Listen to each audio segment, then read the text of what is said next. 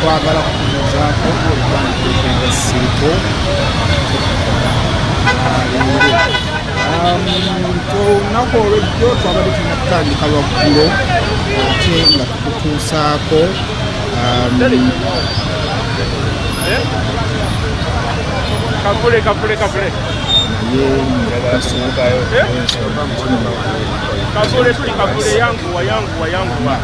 naye weetuli ate olunaku olwaleero tusobola okuba natukutuusaako kino tereeza ekifaananyi kyolaga ekkubo tukifuna direct okuva mu kkubo presidential candidate presidential aspirant mu luzungu olutuufu presidential aspirant Robert Kyagulanyi Ssentamu ng'ayolekedde ekkubo erimutwala ate ku kitebe ky'akakiiko k'ebyokulonda Lweza okusobola okubeera ng'ate naye yeegatta ku bana abaakanominatingibwa okusobola okuba nga balabikira ku ballot paper mu kalulu akabindabinda oba kati akaatuuse dda ak'omwaka 2026. Robert Kyagulanyi Ssentamu yasimbudde mu maka ge ku ssaawa zibadde 4 zennyini nga ava ewuwe Magere naye olwa interruptions oba ni interceptions z'abadde agenda afuna naddala okuva eri abawagizi be ziri eddakiika 21 ze zaakayita ku ssaawa 5 ez'amakya g'olunaku olwaleero. Robert Kyagulanyi Ssentamu alina okunominatingibwa ku ssaawa 8 zennyini. Kitegeeza nti nno akyali mu budde, akyalina obudde. Kaakati ebigenda maaso okubeera ng'ate bitambula, tugenda maaso okubeera ng'ate twekenneenya engeri gy'agenda okutambulamu okuva gy'avudde ewuwe okutuuka kati waali ate paka bw'anaatuuka ku woofiisi z'akakiiko k'ebyokulonda. Okusinziira ku bannaffe ababyokwerinda abadde bamaze okutulambika nga batutegeezezza nti nno munnabyabufuzi talina kusukka oba agenda okwesimbawo talina kusukka mmotoka 3 ate talina kutambula n'abawagizi. Naye ono ate yeesimbawo asobola okuba nga talina kontro y'amaanyi ku abo b'alina okusanga mu kkubo era buvunaanyizibwa bannaffe ab'ebyokwerinda okulaba nga ate ebibinja byabo byagenda asisinkana mu kkubo ate tebimugoberera kusobola kukola ate muwendo gw'abantu bangi gumutambulirako. Era ekyo poliisi egezezzaako okukikola mu bitundu eby'enjawulo gy'abadde agenda, naye mu ntandikwa agenda kusooka kutuukako wano ku kitebe kya NUP Makerere Kavule Namungi w'abantu we bamulindiridde okusobola okufuna ekigambo kye tuyinza okulowooza nti nno ekigambo kye tulowooza nti ekyo kye kirina okuba nga ekisembayo nga boolekera ate ku lunaku lwa nomination. So ekifaananyi nga bw'okirengera wano abo be bamu ku bannakibiina kya National Unity Platform abalindiridde Robert Kyagulanyi Ssentamu ate okufuna ekigambo kye tujja okulowooza nti ekyo tujja kuddamu okufuna ekigambo kye ng'ate amaze okuba ng'ate anominatingibwa. Embeera nga bw'ogirengera bw'etyo bw'eri. Ate era mbeera ya bbugumu ne ku venue wennyini ate era rally egenda okukolebwa weegenda okubeera. So embeera ya bbugumu buli wamu. Wano ku kitebe nga bw'olaba bannakibiina balindiridde pulezidenti waabwe okuwulira kigambo ki kyagenda okuba nga ate abasibirira ate era ne ku kineeri nateete nayo bamulindiridde okuwulira ebigambo byagenda okuba nga abakola ki ng'abasibira. Naye nga tukyagenda maaso ne broadcast zino tuddamu okuba nga tubategeeza bannange mwenna abatugoberera yonna gye musinziira okwongera okukuuma emirembe kiri very important ne President ne Honorable Kyagulanyi naye yakyogeddeko n'abategeeza nti nno kya makulu nnyo era kya buvunaanyizibwa nnyo okukuuma emirembe. Waliwo ekifaananyi okusinziira ku ye ekyandyagadde kibasiigibwe babalabe ng'abantu ab'ekikula bwe kityo. So bw'atyo yabategeezezza nti nno mulwane nnyo mulabe nga temufaanana abo be baagala mukole mutya mufaanane. Nina videos ezibaddewo aliya producer nyalowozi nzigireyo ko tugenda kuzijagolinga n'embeera nga bwegenda maaso kati saa zino bikoze kati saa zino kitebo tebannatereera bulungi ng'asimbula okuva ewaka. Badde njagala nsooke mbazzeeyo ku katono nnyo ng'asimbula okuva ewaka embeera ebadde etya. Avuddeyo of course ne mukyala we Leero H.E Kyagulanyi bw'otyo ne balekera ekkubo paka we batuuse wano e Kavule. Ate e Kavule we bagenda okuva okusobola okubeera ng'ate boolekera ekitebe ky'akakiiko k'ebyokulonda. Kaakati amakya g'olunaku olwaleero ku ssaawa 4 Nathan Nandala-Mafaabi ye naye amaze okubeera ng'ate anominatingibwa. Nathan Nandala-Mafaabi amaze okubeera nga naye anominatingibwa era mu programu ey'olunaku olwaleero okuleka nga akakiiko k'ebyokulonda kanaaba kakyusizzaamu kuba kanaaba kongeddeko kwabo abalina okubeera nga bavuganya.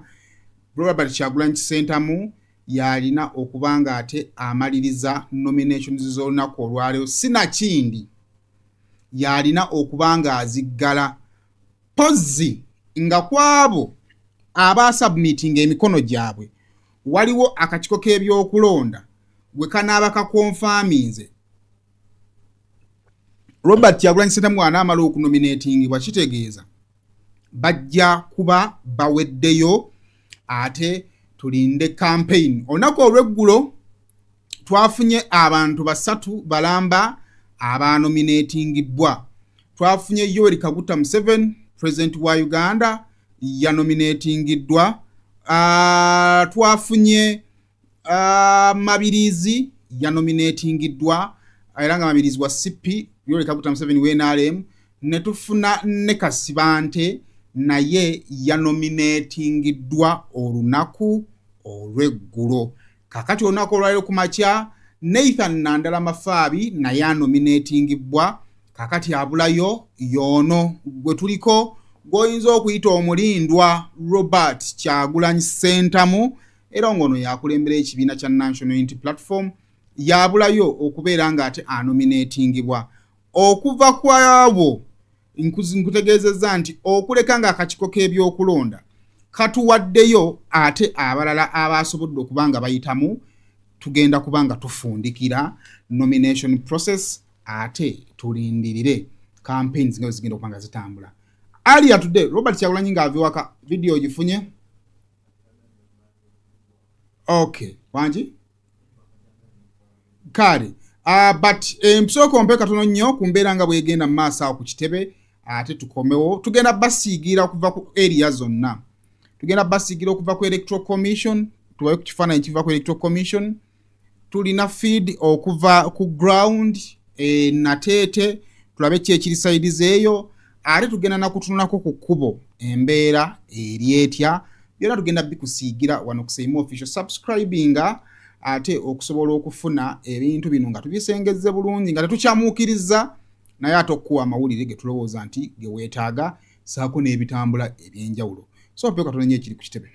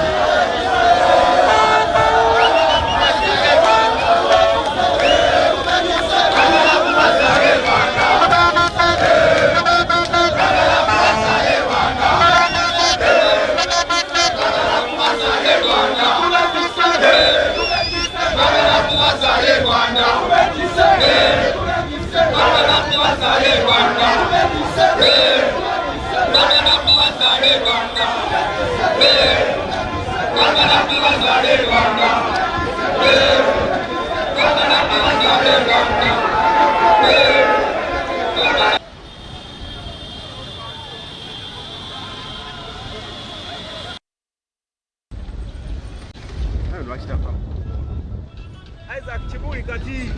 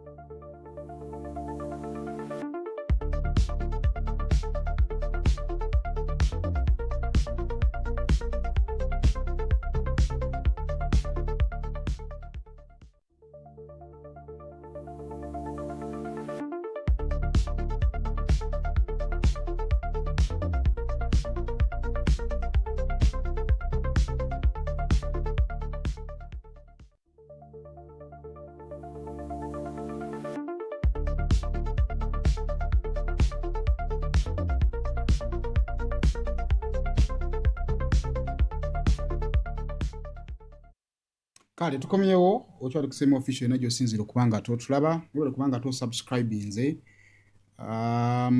emisana gy'olunaku olwaleero tuli mu nomination day 2 era ng'olunaku olwaleero Robert Kyagulanyi Ssentamu era ng'oyo president wa National Unity Platform agenda kubanga ate nominatingibwa. Tusuubira ku ssaawa 8 gwennyini alina okuba nga atuuse ku ofiisi z'akakiiko k'ebyokulonda era nga tulowooza nti nno bw'asimbula awo kakiiko k'ebyokulonda ku ofiisi waali alina kuba nga ayolekera butereevu ate ku ofiisi z'akakiiko k'ebyokulonda gye bamulinze ku ssaawa 8 ya so naye nga bingi ebigenda mu maaso nakutegeezezza nti bw'amala okunominatingibwa agenda kubanga ate agenda ku kifo awakubiddwa Laale era nga Laale eyo egenda kubeera mu bitundu eby'Nateeta awo. So embeera nga bwetambula tulina ebifaananyi basofalwa ebintu ebyenjawulo ebigenze bikola Mulina ku bifaananyi bimwakutteko bannaye ebirina ebiri nateete.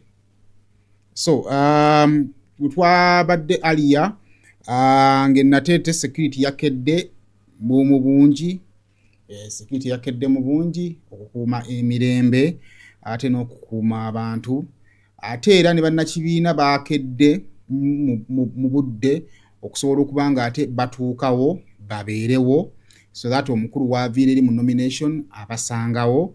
Kyendowooza nti nno ekyo nakyo kikola kirungi nnyo, ekyetaagisa okubeera nga kikola kikolebwa ate nga bwe tulindirira nomination. Naye nga bwe tulindako ate obukulu okubanga yesetinga tugenda of course message bw'anaatuka okugera tujja kuba tugibawa tubabuulire ebibaka bwagenda okubanga ate asuula eri abawagizi be na biki byagenda okubanga abagambye. Naye of course ekiriwo essaawa zino abandi mu kunominatingibwa bo ekyabwe kiyinza okuba kitambudde, naye kati ensonga eri kwabo abayagadde okunominatingibwa naye ate ne batafuna mukisa kunominatingibwa. Wakati essaawa zino wakyali obuzibu. Muwendo gwabo abagenda ku kakiiko k'ebyokulonda paka na kati okubuuza bannange obudde bwa nomination buggwako naye nze genda kunominatingibwa ddi. Buli kaseera omuwendo gwabo gweyongera bweyongezi, buli kaseera omuwendo gwabo gweyongera bweyongezi kubanga bo obudde buggwayo. Electoral Commission yatuwa ennaku 2 ez'okunominatingiramu abantu neti wali kigenda mu maaso. Kaakati ate era mu mbeera y'emu Robert Kyagulanyi Ssentamu ng'agenda okunominatingibwa waliwo ebintu bingi ebigenda mu maaso ebitambula by'otunuulira n'ogamba nti bannaaye Katonda w'omuntu alina engeri gy'amukoleramu bwe nnyinza okulowooza. Kakati ntandikirewa.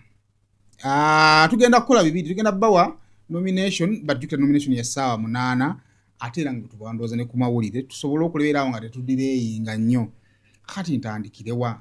Kakati Honorable Nsereko oyo emabegakaawo yagenda n'atendinga okulayizibwa n'okutongoza ekibiina kya DF kwali Masaka eyo. Era we yasinzira Masaka eyo n'awanda omuliro.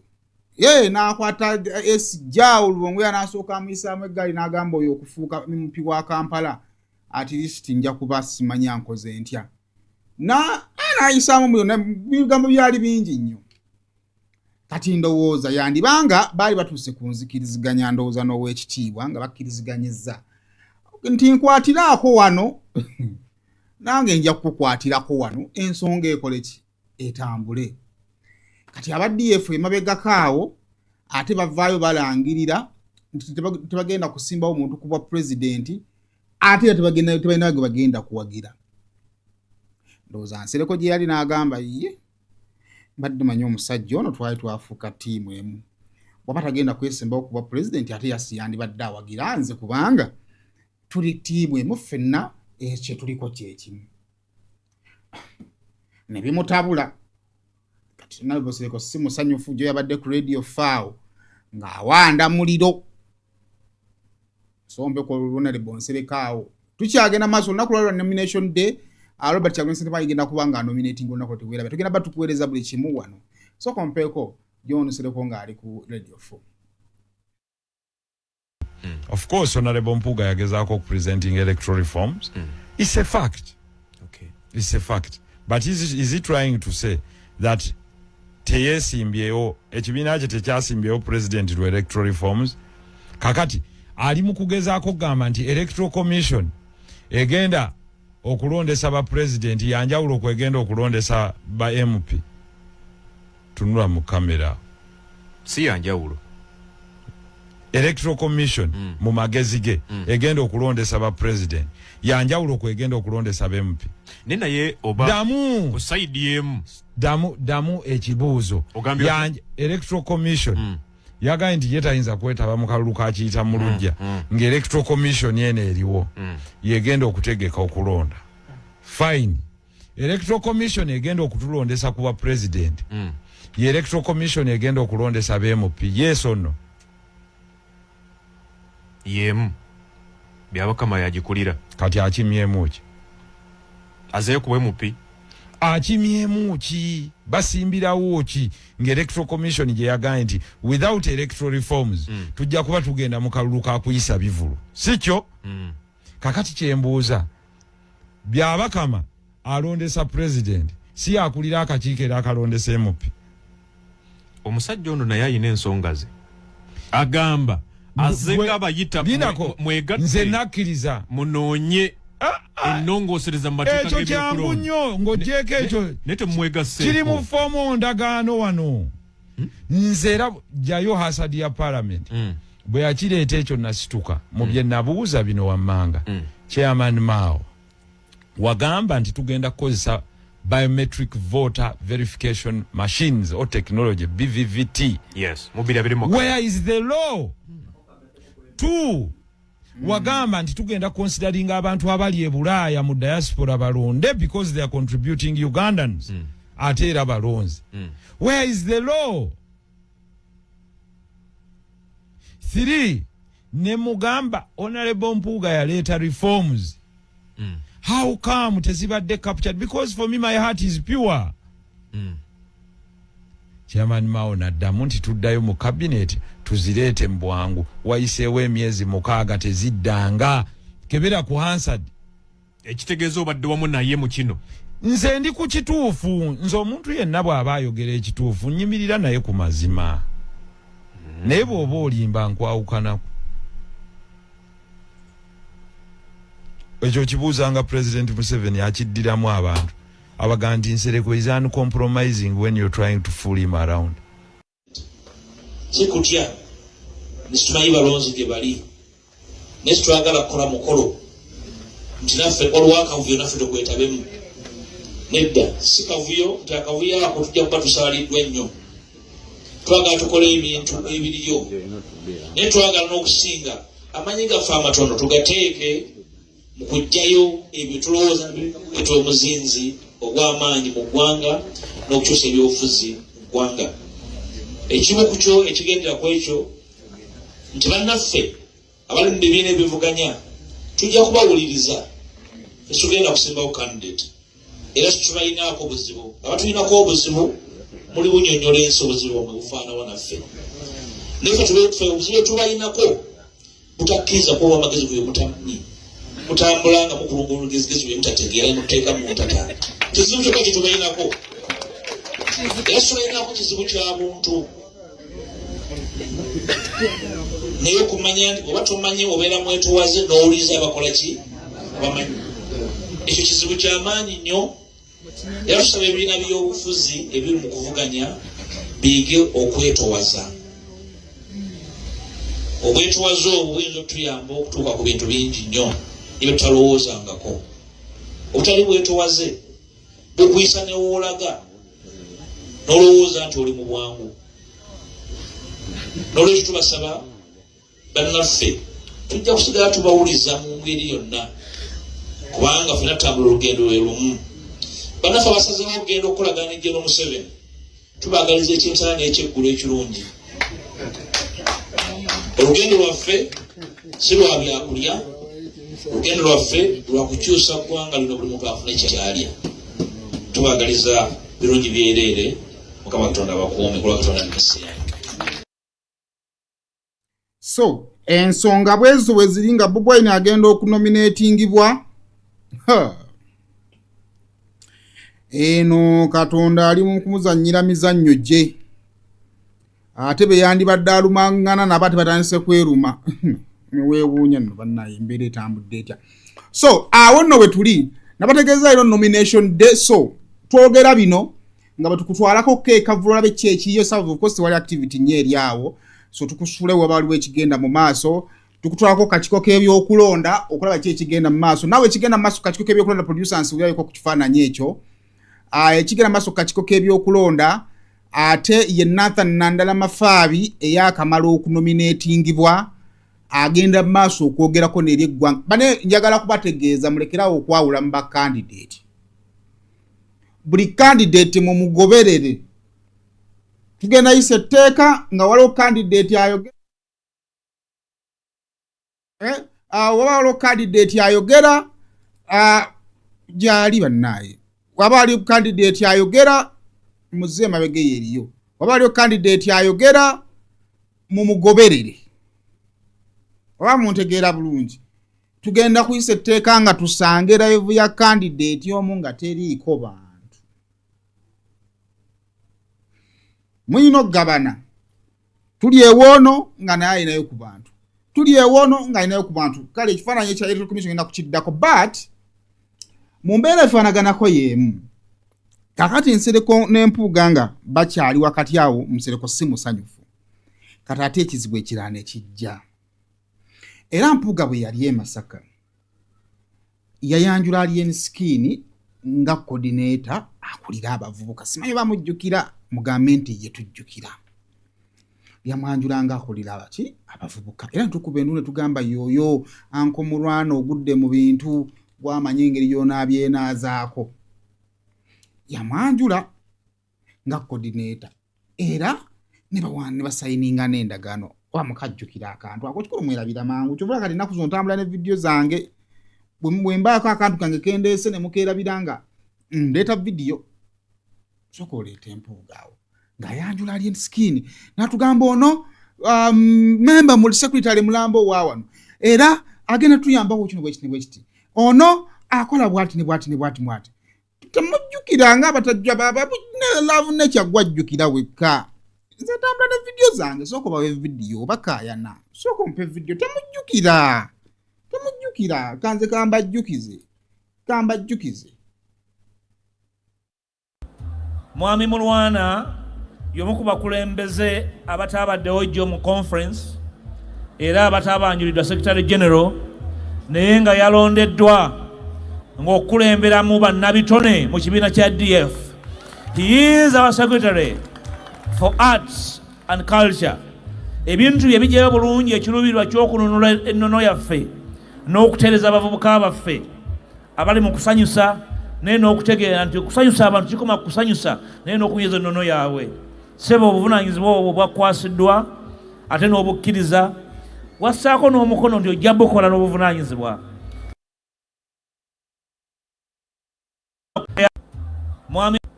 Mwami Mulwana y'omu ku bakulembeze abataabaddewo jjo mu conference era abataabanjuliddwa Secretary General naye nga yalondeddwa ng'okulemberamu bannabitone mu kibiina kya DF. He is our Secretary for Arts and Culture.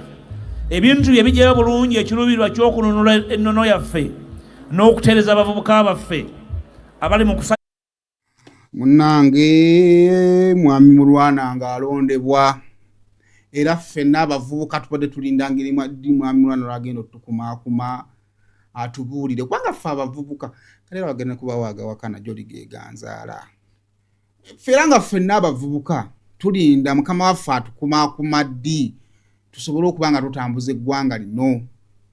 Munnange Mwami Mulwana yakikoze mukama we ali teyegasse kwenaalemu ekifo n'akisuulawo alien wa byafaayo asobola okuba mu fangoni ate ng'ali ne muddi olunaku olwejjo bwe yagenze n'alaba abantu ba yero nga bangi n'agamba mbabuulire wano omuntu avaawo alokose alien n'ageddamu enaalemu bw'atyo n'atulekera ekifo ky'abavubuka mu DF. So mpeko kiriipo eyo njagala kubalaga bibaddewo alien nga Bobi Wine asimbula ewaka. Naye nange olwaleero sooka owulire kale kaŋŋambe bano nange olwaleero nkoyo okwekweka ndiwo enaalemu leero eyamumba jangu onjase dogo eyamumba jangu onjase tekaidake yewedde Olan bankubye akaama nebangamba koyingire enaalemu leero tukube national anthem muzeeyi akyaliwo muzeeyi nkulamusiza nze mbadde manya ayiseemu dda kitegera tugenda bakwatanga bajento ebisoose tetubibala tekayo national anthem leero nyingidde NRM.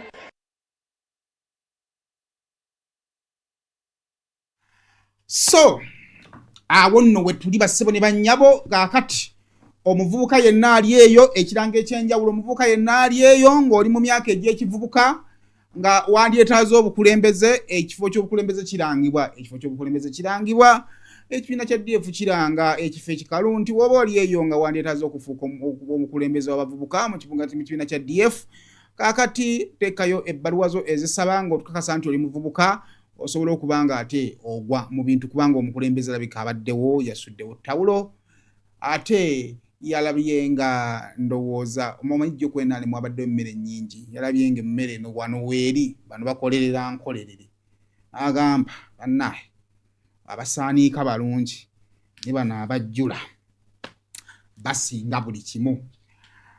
Tuli mu nomination earlier today Robert Kyagulanyi Ssentamu asimbudde ewaka ne mukyala we Babi Itungo Kyagulanyi nga bali very smart okusobola ate okwolekera emakerere kavule gye bali ssaawa zino.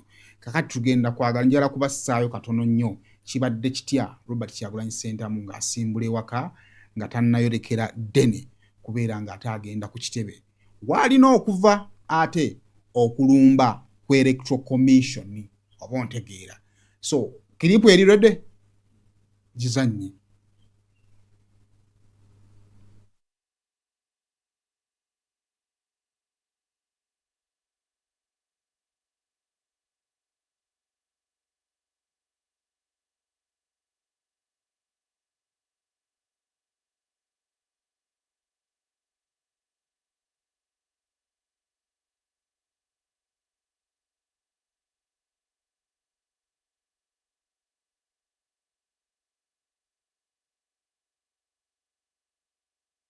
Bwebadde nga omukulu ate asimbula ewaka Babi ali smart Babi muteke mu full screen ndabe ali smart yali smart ayambadde nga Maria Antoinette kakofiira kalaba yambadde nga Maria Antoinette era olutuusaawo bamubuuzizza nti how are you feeling n'agamba nti I feel I'm ready bwatyo n'akwata ekyebbeeyi kye n'akigamba nti komen abontegeera bulungi nnyo oyo si pasita muto oyo pasita muto n'amugamba komen embeera negenda masula nga ate etambulira ddala nga bw'okola ki bw'ogirengera awo.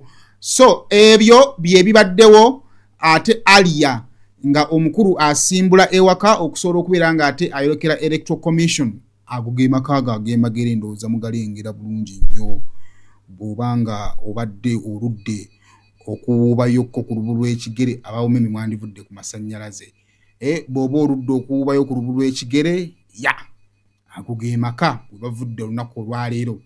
Kaalongera kunoonyeza kiripu endala wakati mu kkubo nga bagenda poliisi esiŋŋaanya ate era obuzibu n'abawagizi ekiri kye nnakunnyonnyodde nti okusinziira ku nteekateeka ya poliisi bannaye temukkirizibwa kutambula na mmotoka z'aspiranti abagenda okufuuka bakandideeti.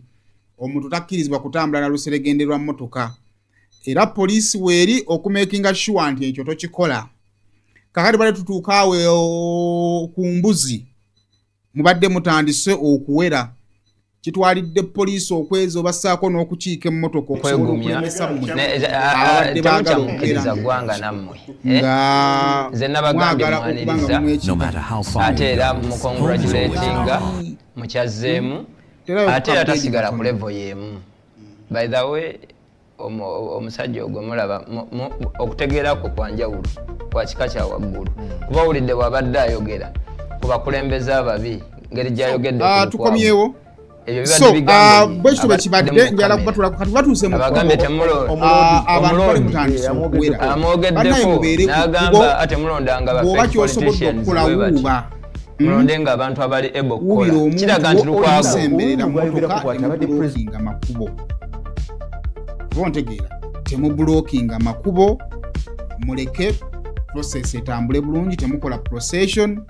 Babategeezezza nti nno gwe ayagala okuba nga owerekerako kandideeti wo genda wa waakubye lwale ya mwami Kyagulanyi eri Nateete oba okitegedde lwale ya mwami Kyagulanyi eri Nateete lowooza mukiraba waawo agenza okutuuka awo nga ku mbuzi ng'abaana batandise okuwera poliisi ebadde erina okuba blockinga. Kategeera akantu ako. Poliisi ebadde erina okuba blocking okusobola okuziyiza namungi w'omuntu abadde atandise okukola ki okuwera. So take note of that nga tukyagenda mu maaso okutuuka mu eno nomination process yonna mwe tugenda okuba nga tutambulira. It is very very very very important okugoberera amateeka. Ekyo nimwa Kyagulanyi yakyogeddeko. So obanga oli muwagizi we ng'oli mugoberezi we ndowooza era okikakatako n'okuwa ekitiibwa ebyo byaba communicating ze gy'oli okusobola okwewala emiranga gya gundi yakoze gundi gundi yakoze gundi. Tubeere beegendereza. Abakulembeze ndaba ambulance nnyingi. Ambulance ndowooza muziteeke ku kkubo eno yani ya Honorable Geoffrey Lutaya. Lutaya Siraaje Sembuzi katoba atono waawa chairman osifiri kira division. Oba ontegedde bulungi. So awo embeera bwe tubegera maaso kwera nga itambula. Kale awo tuveewo onoonyeze embeera nga ssaawa zino bwetambula Makerere Kavule kiri kitya okavule essaawa zino bw'atambudde n'ayita mu kkubo awo wonna aggukidde Makerere Kavule. Awo tusuubira wagenda okusetingira off ssaawa ziri mmeka? Ziri ssaawa 6:1.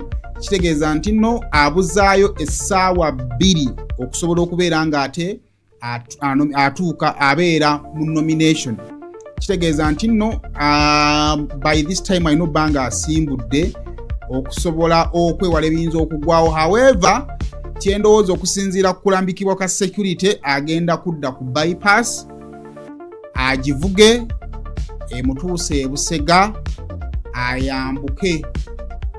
Awo wonna awo tewali muntu yenna gwasobola kusiŋŋaana. Bw'ava ku bypass atuuke e Kajjansi aveeko olwo lyakalyoke ayambuke. Kozaawo ayinza okusiŋŋaana ku bantu. So ndowooza nti nno obudde bujja kuba bumumala. Kale kaakati bassebo ne bannyabo nabategeezezza ntugenda kunyumya emboozi ng'ate bwembatiramuko ne ku mawulire ensonga eyongera okuba nga etambula bulungi. Naye biki bye weetaaga okumanya ate mu kalulu kano ke tugendamu because it is very important okumanya. Tugenda kulonda mwaka gujja. Ekyo kikulu nnyo. Olufumaliriza process eno eya nomination. Tugenda kubanga ate tuyingira mu kye tugenda okuyita campaign. Essaawa zino akakiiko k'ebyokulonda actually kino kiri ku pulaani z'akakiiko k'ebyokulonda. Officially akakiiko k'ebyokulonda kabakkiriza okutandika okuba campaign ng'enaku z'omwezi 29. So ekitegeeza nti bwe tumala luno olunaku tugenda kuwummulamu tujja kufuna harmonization meeting.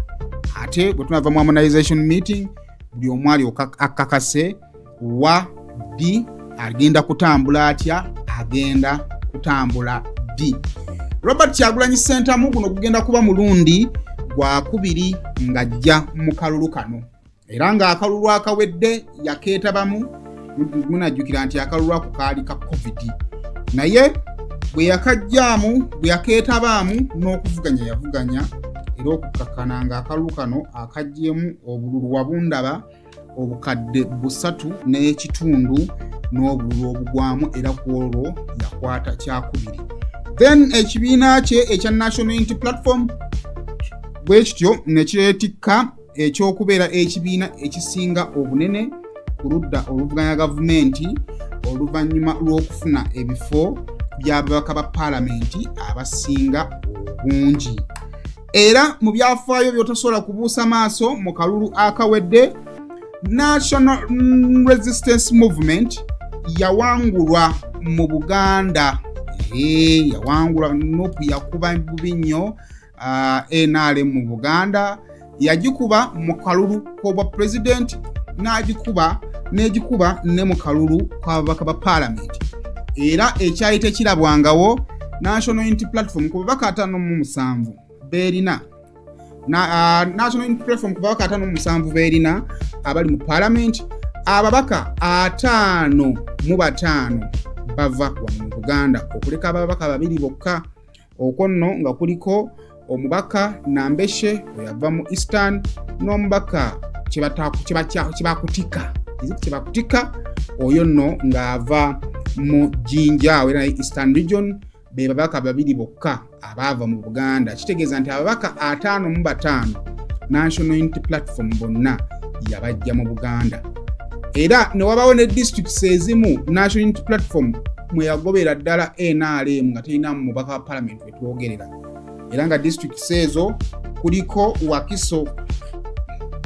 Wakiso eyo yalina ababaka ba parliament aba NRM okwali Rosemary Seninde oyo nga yali mubaka mukyala owa Wakiso akalulu ako kamuba okukakkana nga Ethel Naluyima yafuusa omubaka omukyala owa Wakiso.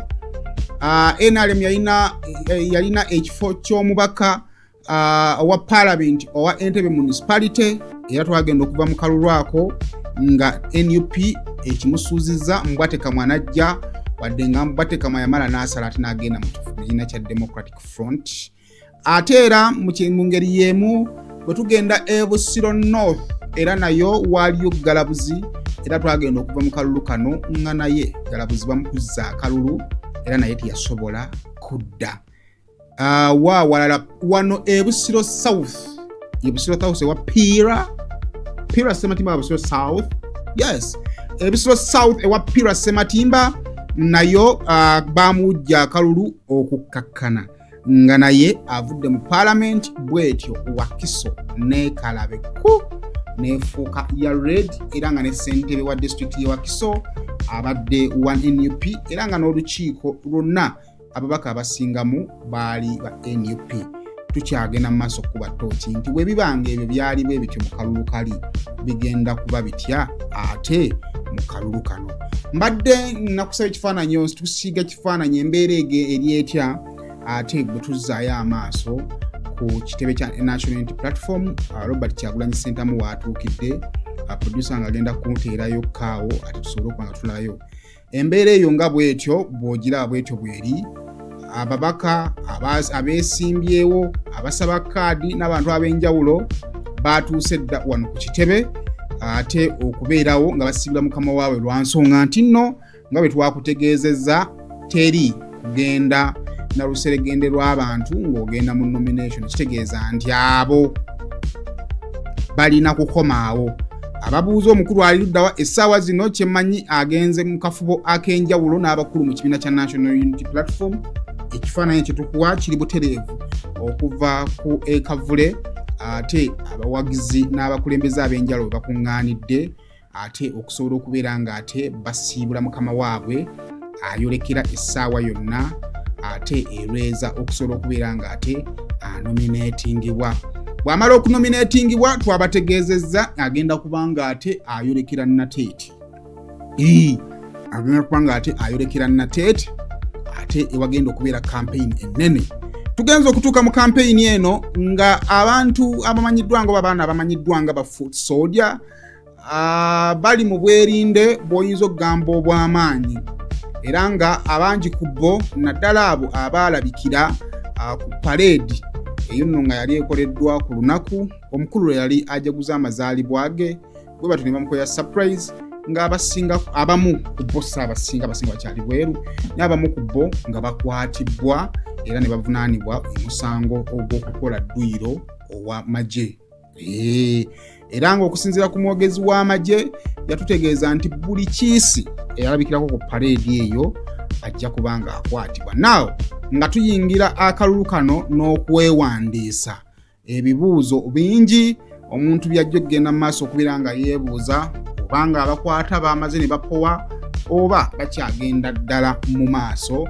Era tugenda ddala mu maaso n'okubuuza ebibuuzo nti kiki ekigenda okubaawo mu campaign okutwaliza awamu. Okujjukizaako olunaku olw'eggulo bannaffe aba National Resistance Movement successfully basobodde okuba nga bakuba olukuŋŋaana lwabwe era lwabadde kololaawo. Abawagizi ba movement balabiddwako bangi nga beetaba mu lukuŋŋaana olwo omulungi ate era mu mirembe. Twalabiddwako abadde bagenda mu maaso okubeera nga bayisa ebiyitirirwa byabwe mu mirembe nga bwe boolekera kololo. Olwaleero tulimu kwebuuza ebibuuzo era tujja kufuna ansa gye bunajjaawo nti kinaaba kitya ku sayidi ey'abano time bwe inaaba etuuse. Ekyokubiri, challenge y'okugoberera amateeka ag'akakiiko k'ebyokulonda ndowooza nga bw'olaba. Bakulu babaddewo mu bungi, ne biyagala ne banyumirwa mu bungi nga abannaffe ab'ebyokwerinda bakuume era awo omukulembeze w'eggwanga bwe yasinzidde okusobola okuba ng'awa obubaka bwe n'ebyo byasuubira byagenda okuba nga abakolera. Kaakati olwaleero tulindiridde tulabe sayidi zeeno kigenda kuba kiggwa kitya, kigenda kutambula kitya, tusuubire kiki kye tuba tetusuubira. Ebyo byonna tugenda kuba nga tubisuubira olunaku olwaleero. Tuli mu time check, essaawa ziri 6:11. Ssaawa 8 gwennyini Robert Kyagulanyi Ssentamu alina okuba nga atuuse ku kakiiko k'ebyokulonda gy'alina okubeera nga atanominatingibwa. So ebibuuzo and with overlaying here tuyinza okutaba na ansa ntuufu, naye ndowooza nti abakulu balina enteekateeka ey'okusimbula ku kitebe ku ssaawa ndowooza nga 6:30 oba 7 okusinziira ku nteekateeka yaabwe. Sino kindi nga tuli wano ng'omukulu yatuuseeyo dda. Naye okuva ku kakiiko k'ebyokulonda yo, Nandala Mafaabi amaliriza okuba nga anominatingwa, era mwenna abaagala okuwulira bannange ebifa mu Nandala Mafaabi ng'oli eyo, Nandala w'omwagala, ng'oyagala kumanya Nandala agenda kukukolera ki owa FDC gwe ngamba, agenda kubeera ku bagiyita Kampala Road Grounds era nga eri mu bitundu eby'eruzira butabika, eyo gy'agenda okukuba olukuŋŋaana gaggadde. So kaamalirizaawo ayolekedde butabika okusobola okuba nga ate akuba olukuŋŋaana manyi ne waliwo ebintu ebijja mu bulamu ng'olumu kizibu byakutegeera. Okimanyi nti nno kizibu okukitegeera nti butabika waliyo abantu.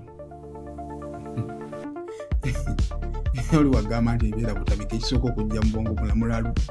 Kati bangambye nti agenda kukuŋŋaana butabika ekyasooka okujja mu bwongo bwange. Baanaabigamba banaabisobola obitegeera. Bane butabika waliyo abantu. Eddwaliro lirinaku ka section katono. So agenda kuba nga akuba olukuŋŋaana lwe ate ebutabika, ate neyo bannaye tubasaba mugendeyo. Nabategeezezzaako tiro tugenda baba kambwemuko balance. Buli bukulembeze muwuliriza omanye ani asinga manifesto ennungi. Naye tugenza okujja mu kalulu kano nga buli omu olede alina ttiimu ye. Nze nno mbadde mayi buli omu tugenda kujja mu kalulu kano tuwulirize anaasinga okwogera obulungi gwe tugenda okugenda naye. Naye abaana balina abantu baabwe. Oliwo omubuuzo oyagala ndi nti Muzeeyi kwenfiira, olina omubuuzo oyagala ndi nze ku Kyagulanyi kwenfiira, olina omubuuzo oyagala nagamba nti ate olaba mabiriizi oyo n'amala akwata mu ggwanga lino. Ebizibu byalyo byonna biba biweddewo, bale tugenda kuddamu kuwoggana, bale tugenda kuddamu kwebaako na kirutawaanya kyonna. Kale sooka ompeeko katono eddoboozi lyagundi n'atuuka kavule. Sooka ompeeko kavule katono nnyo dakiika emu ate era tukomewo. Tukyali nammwe live broadcast, tugenda ku nomination day 2 kutukyali wano bali mu kulangira Nathan Nandala Mafaabi, right? Sooka otuwe katono nnyo omulamuzi ng'alangira Nathan Nandala Mafaabi, ate tumale tusabe tugende kavule.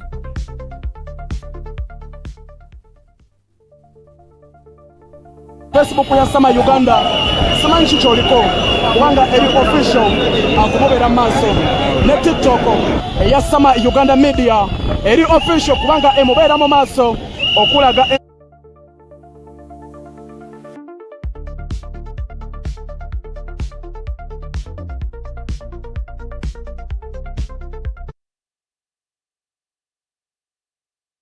Mafaabi James Nathan, a duly nominated candidate in respect of the presidential elections 2026, he having fulfilled the nomination requirements under the Presidential Elections Act, Chapter 179, Laws of Uganda. Congratulations.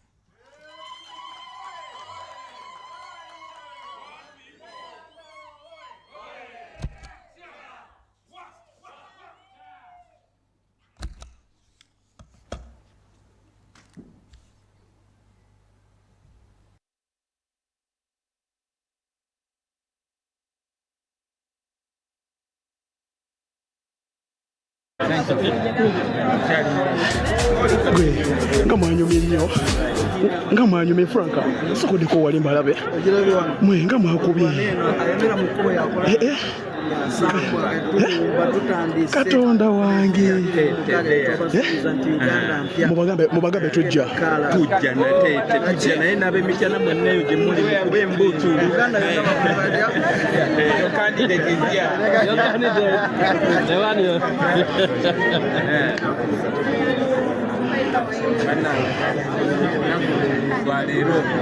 Let's go for them. Fire.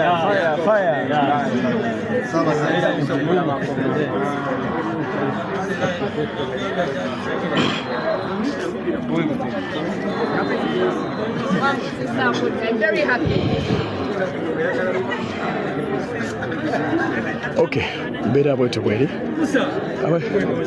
abakyali ku mukoto gwa Sama Uganda Media mbeera bwetyo bwekyali mu kubanga etambula bintu oli fiti so mbeera bwetyo bwekyali mu kubanga etambula King Saha mumulabye kyekiro King Saha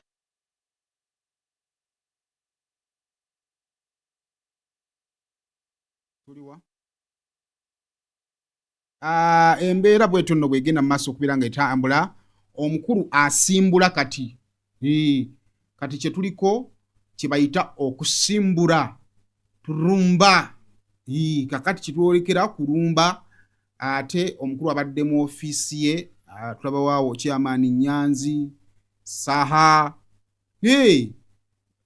tamanyi kwambala ttaayi zaake basoose kwevumba kafubo bamaze okuva mu kafubo kakati ate embeera ya kulumba ate kugenda ku esi ate kulaba embeera nga bweyinza okuba nga ate eggwa olunaku olwaleero ate ku sayidi eri ey'ennateete nayo tuyinza okugamba nti kyatandise dde okutokota ku sayidi ey'ennateete tuyinza okugamba nti kyatandise dde okutokota era abawagizi ba Nuupu nabo batandise dda okubeera nga ate beesomba abantu nabyabufuzi omanyi munnabyabufuzi kana mu kaseera kano ye yeezira wali kazindaalo naye kaba tekalina gye katuuka gwe munnabyabufuzi muteerewo akazindaalawo n'ekifaanana okubeera kamera mu kaseera kano akimanya luvannyuma nti kano akazindaalo bwedda teryampulira naye nga byonna yabyogedde dda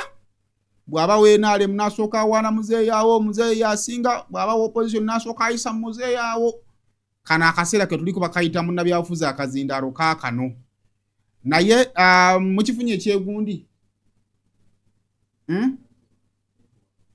okay okuva mu sayidi z'ennateete naye ensonga yatandise dde okukola ki okubeera nga ate etambula twabategeezezza nti nno tugenda kuba nga ate tubatuusaako nomination live wano ate okutunulira ebintu byonna bwe tunaava ku nomination tugenda kuba nga ate twolekera ennateete naye ate tubatuuseeko ebiri sayidi zeeyo so gwe kyoba okola funa bufunyi ate popcorn wo twongere okuba nga tunyumya emboozi naye nga njagala babuuzaako yonna gye musinzira okuba nga ate mutulaba olwaleero bitambula bitya omukulu we twogera kati asimbudde ayolekedde Electoral Commission essaawa ziri 6:19 essaawa ziri 6:19 ate tugenda maswe nga twolekera soko mpeyo ka bedi katono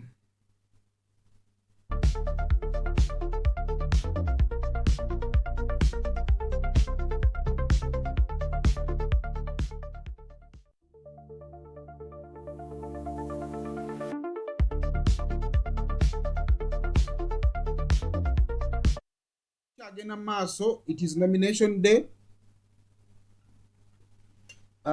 update tunafunayo candidate mulala mupya nominatingibwa tetunamufunako yadde so tukyalina candidate omu abulayo essaawa zino Robert Kyagulanyi Ssentamu so kitegeeza nti nno we tumaliriza nomination eno ku ssaawa 8 tugenda kubanga ate tugaddewo nomination process eno yonna nga bwebadde tumaze ennaku 2 era nga abantu sofa bali bana be bakyali nominated tulinda tulabe Robert Kyagulanyi Ssentamu bwagattibwako kitegeeza ajja kuba afuuse candidate owokutaano nominatingibwa ate awo tusooke twolekere campaigns zetugenda okuyita zikafumula mpa bwe zigenda okuba nga zikola ki zitambula. Bwe tutunulako mu lugendo lwa NUP ne Robert Kyagulanyi Ssentamu lwayiseemu mu bbanga lino ery'emyaka 5 nga yali ku ludda oluvuganya gavumenti. Tusobola okwogerako alinamu ebyamaanyi by'oyinza okugamba nti kino ng'ekibiina baafiibwako candidate mulamba Honorable Muhammad Ssegirinya naye ne bagenda mu by-election era okukakkananga bajjeeyo by-election eyo mu bitundu eby'ekawempe era nga akulemberayo ye Nalukoola Elias Luyimbaazi akalulu akaalimu amaanyi amangi ndowooza ebintu ebimubijjukira bulungi nnyo era twagenda okukavaamu ng'abantu abamu bafuniddemu ebisago naye obuwanguzi obwo bwali kusoomoza kw'amaanyi naddala mu bantu abaali balowooza nti nno National Unity Platform eyinza okuba nga amaanyi gakeeye kati soke mutuweeko muteekayo buteesi. Thank you so much, Your Excellency. Can I answer this because I forget? The last one he was asking security. Leero H.E together and was the Electoral Commission. Elections are free and not. Naye tulina okwogeranga abasimbirewo tulabe ti security tegenda ekola ebintu ebitali bituufu. Era tusaba security organization, tusaba Electoral Commission, tusaba President wa Uganda naye candidate yalabe nti elections zino zibeera free and fair. Kijja kumuyamba tax base gy'ogambye ffenna tugimenye. Ndowooza oyogedde ku muntu amanyi bintu bya tax, an expert international. Obeera ne tax base entono ojja omusolo mu bantu batono ate oyagala gy'okozesa bingi. Oba olaba olina okola tax base omusolo negalamuki ntono. Ebintu by'osali by'ombulidde payers and army ekituufu musolo naye NSSF si musolo. Obusevingizo onaatuuka emyaka 55 ojagala mu NSSF okufule n'interest. Ezo tezoogerako ezo zoziteresa ifuna n'interest naye zogambye payers and army kikulaga nti bakulekera ku lusooka abaita special kati bazirinnyo waggulu nobakujjako lusooka osasulanga kaakati ate tugenda kwekenneenya olugendo olw'okutambula ate okwolekera akakiiko k'ebyokulonda. Aba 3 wise men mubalengedde bo abanekaanekanye mu masuuti ba 3 wise men Joe Ssenyonyi Lewis Lubongoya ate ne mukama waabwe waggulu wali ku ntikko Robert Kyagulanyi Ssentamu basimudde amasuuti era ndowooza bagenda kubeera kitundutundu kwabo abagenda okubeera nga ate bamwerekerako ate okutuuka wali kakiiko k'ebyokulonda mu nteekateeka eno ya nomination mwe tugenda essaawa zino. So wonno bwe tuli ensonga bwetu bwekyagenderera maaso okubeera nga ate etambula tuli mu 360 tukutunuzaako wano kakati tugenda ku kkubo gye tugenda kamera gye tukoma okugenda gye zikoma okukoma lwa nsonga nti akakiiko k'ebyokulonda of course security y'amaanyi twalabyeko ku makyawo nga security yamaze dda okudeployinga abantu bangi. So it is advisable abakamera kati wetuvudde ku kitebe abo abasinga tugenda basanga kati nateete ate kakati ebigenda okubeera akakiiko k'ebyokulonda mujja birabira nnyo eno abasobola okufuna ate ku kamera omukisa gwa kamera ziri munda. So kakati twolekedde dakiika ziri almost zisaawa 6 n'ekitundu bwe budde mwe tutambulira ate omukulu mwasimbulidde okulumba Electoral Commission okusobola okubeera nga ate nominatingibwa. Olunaku olw'ejjo showcase zimu ze twalabyeko y'omu ye yavuganyaako ku kifo ky'obukulembeze bw'eggwanga okusooka okumugobya empapula. Era jjo nina gwe nabadde neemugamba naye abantu abalina empapula empya nga mulina bye musomyeyo ebintu ebipya oba mwandibirese ne mutabiraga kubanga omusajja yajja luli bamunominatinga n'empapula ze baazikkiriza. Ku mulundi guno yazze empapula ne bazigoba. Lwaki? Nti yagattako masters. Mu kisanja kino omukulu ono naye yasoma yagattako diploma amateeka yagattako diploma ayina yagattako ya Cavendish yagattako no za degree then yafuna short course era mu mateeka Harvard yawo so naye twesibe nnyo ku mpapula zaffe enkadde twesibe nnyo ku mpapula zaffe enkadde kasawuli baazikiriza Electoral Commission ina kyegamba nti woba osomedde ndala nga osomedde bweru olina okugenda empapula ezo n'ozitwala ne baziweeyinga ku kitongole ekigiraageranya ebyenjigiriza bakiyita batya education fire education bikoze bitya eyo kaakati twakirabye olunaku olw'eggulo twakirabye olunaku olw'eggulo kale yonna gye musinzira okubanga ate mutulaba mwera okubanga ate mutulaba we tuwogerera kati candidate number 5 Robert Kyagulanyi Ssentamu amaze okwessa mu ddene okusobola okubeera nga ate ayolekera akakiiko k'ebyokulonda ate akusobola okubeera nga ate anominatingibwa tugenda kubanga tubalaga sayidi ne sayidi kyekiri mu kkubo atuuseewa ani akola ki bino tugenda kubanga tubibawa kale sooka ompumuzi mu Katonda n'ekyolinaawo ate nkumuluma n'ekunywa ku mazzi tujja basaba bambi bakwate mpola sajja ensindika obusindise n'akomplaininga nti basindise nnyo n'ekyuma ne kinsala ono bamuyita MP2B aspirant bamuyita nkalubo abaana abamu feesi z'abakulembeze tebazimanyi tebatera kubeera nnyo omulala ali mu sisitimu y'obukulembeze kiba kizibu nnyo okukola ki okumanya abakulembeze naye kati fe abali mu bakulembeze tubamanyi era kinyanguyira okumanya nti ono ye gundi naye kati bali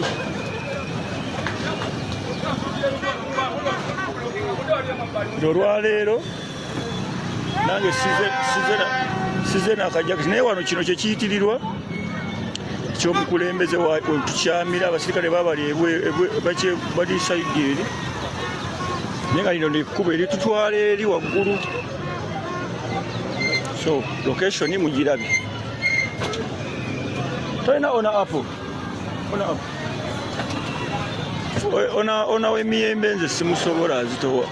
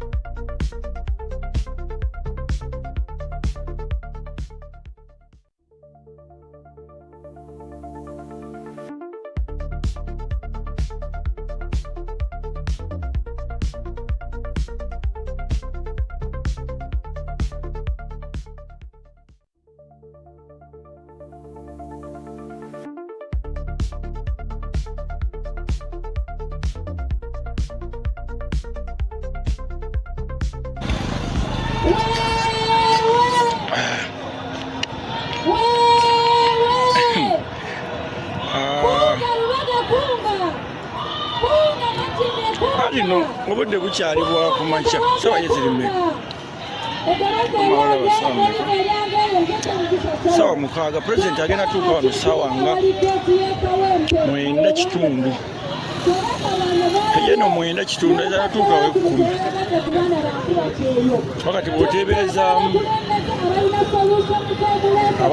abantu b'e Busega bajja musiba essaawa nnamba abantu b'e Nateete waliwo nnyini ku bitaala essaawa nnamba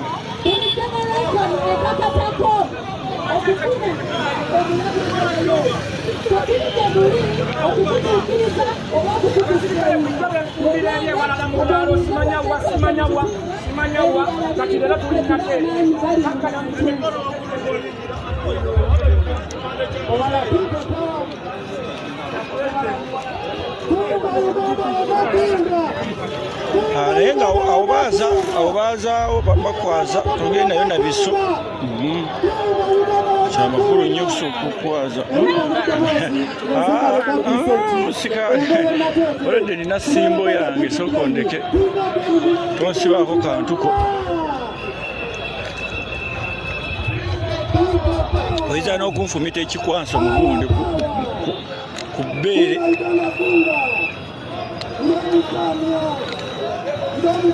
otegedde obwo bakola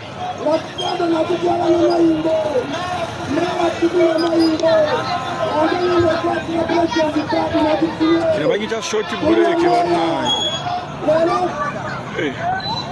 wendi mu nfo ebyo byemwagala Kasozi bayire Kasozi oli sayidi ki sooka ombuulire Kasozi oli sayidi ki muganda wange njagala sooka kukwata kifo kya wali abaana bajja kunsumbuwa waliwo tukwatira amawulire bade nabejje n'ogundi naye ali bize seremba obwedde ali mukunduulira sooka omuperokeshoni wooli sayidi Kasozi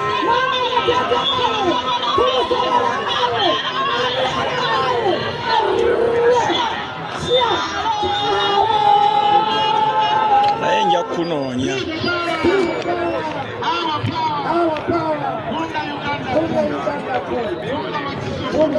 Kikunga Kampala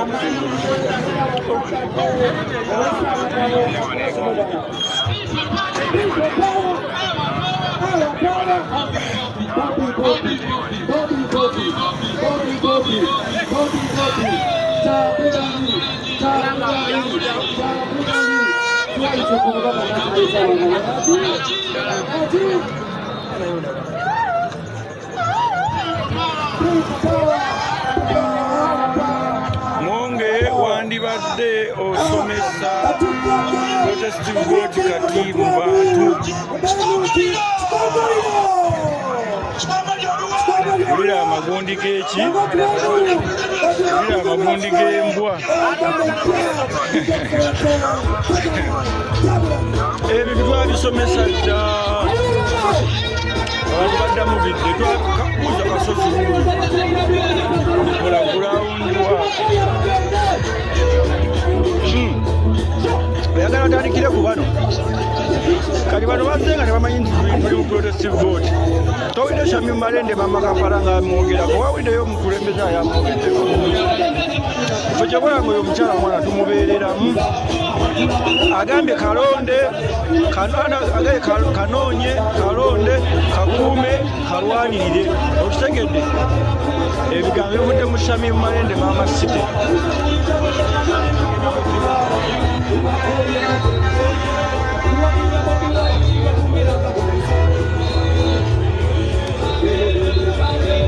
ng'oŋŋamba mbuno tebabimanyi kati bujjo tukola ki bujjo tukuba ddebe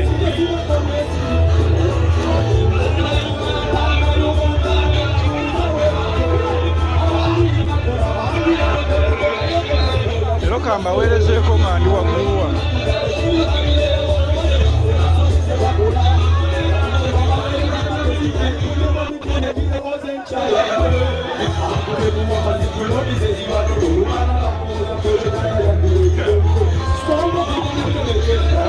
omanyiya message yo nga sinnagiraba oli wano okubadde ebigalo nja kunyiga ebigalo ebyo ebinyiganyiga essimu.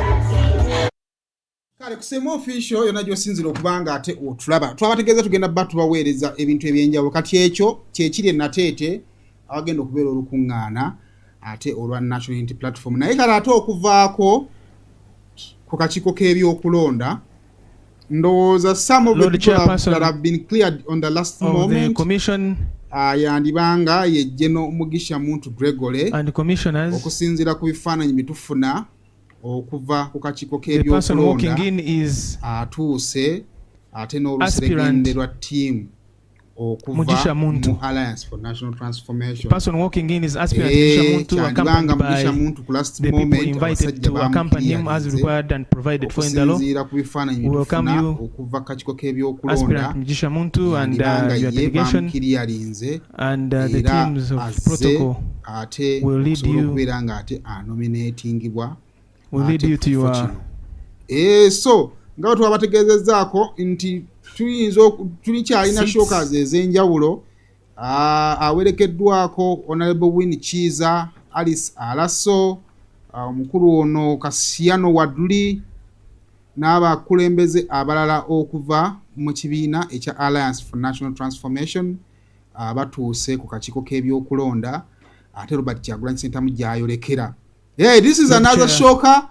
So mwongere okubanga we muli kyo banza nagambye nti ffe we tuli wano okusobola okunoonya tunoonya wano bwe tunoonya wali kakati we didn't see this coming obedda mbagamba nti Robert Kyagulanyi Ssentamu yayinza okubanga yasembayo. Here now we are ate banafa ba Alliance for National Transformation ate bayingidde ekintu kino saidi eri eno yembeera eri ku kkubo.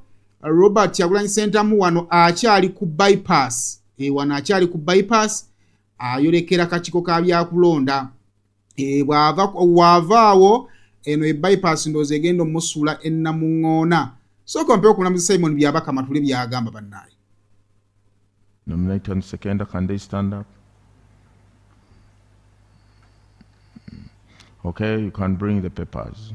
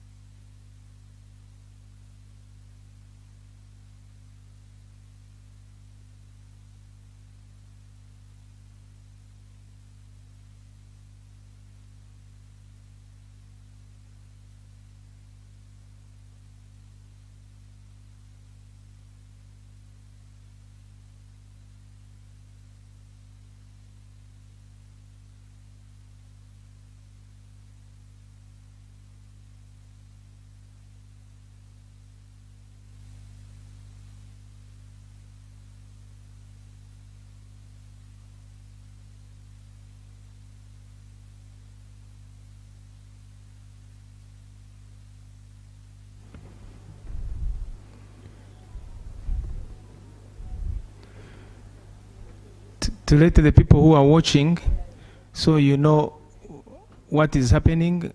This is what the chairperson of the commission stated in his statement about this process,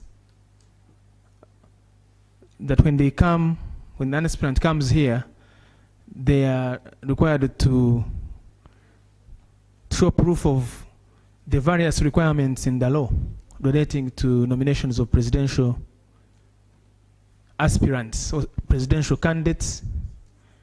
And so what you are seeing on the invitation of the chairperson of the commission to the table is for the aspirant to present the requirements for nomination.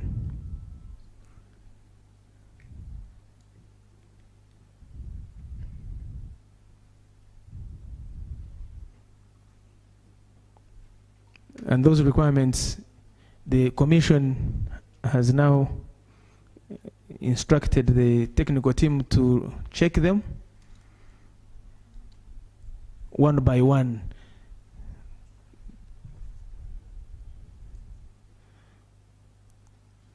Those requirements include a fully completed nomination form that is filled in triplicate.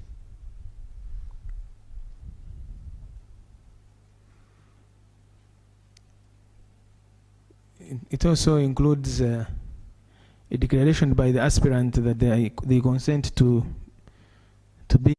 Maaso essaawa zino nga omulamuzi Simon byabakama byatutegeeza nti nno bw'anaabaawo abo abanaabatuukiriza ate ebyetaagisa bajja kuba babawandiikira okusobola okuba nga bajja banominatingibwe.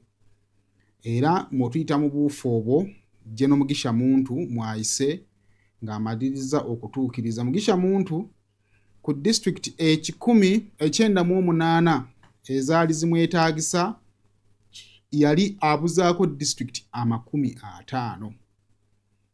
Yali abuzaako district 50 era olunaku olwaluli akawungeezi twamulabako ng'aleese emikono egyali gibulako okusobola okuba nga ate process eno agiyitamu. Era process eyo agiyiseemu era kati wano we tuli tulaba akulira abakyala mu kibiina ekya Alliance for National Transformation Alice Alaso nga agenda mu maaso okubeera nga ate atwalayo ebyo ebyetaagisa okusobola okubeera nga ate awandiikibwa. So ekyo kyekiri sayidi zaawo mu mbeera efaanaganako bwetyo embeera etambula mu maaso. Kakati process gye bagenda maaso kubanga batuyisaamu candidate aleeta empapula ze ate amukiikira n'akwata empapula ezo n'azitwala ku kakiiko wali oba ku table ey'abakugu ab'akakiiko k'ebyokulonda okusobola okuba nga ate baziyitamu ate okusobola okulaba obutuufu bwazo era nga kyekyo ekigenda mu maaso era nga buli okoma okulaba yeetawula kaba kabonero ka miwunyo. Olaba yeetawula nnyo ng'omanya waliwo ebitakola ki ebitagatta. Bw'olaba tatambudde nnyo ng'omanya nti byandibanga buli kimu kiri mulaala. Eno ndekera wano ndabe kino. Omanya byandibanga kirikola ki kiri mulaala. Kandabe wano okamala. Ng'omanya nti kyandibanga kiri mulaala. So ekigenda mu maaso kyekyo tuli mu nomination. Bino no bigenda mu maaso ate eri ku kkubo bannaffe aba National Unity Platform ate nabo beetadde dda mu ddene okusobola okuba nga ate batuuka wano. So essaawa yonna Robert Kyagulanyi Ssentamu atuuka wano kyokka ate bo aba Alliance for National Transformation bagenda mu maaso ne nomination. So bino tugenda bikola kakati sooka otulageko ekiri ku kkubo okirina ekiri ku kkubo nakyo tukifune tubalage wombi ekiri side zeeno n'ekiri side zeeno abantu basobole okuba nga babikola ki babiraba mu kusobola okuba nga ate bitambula.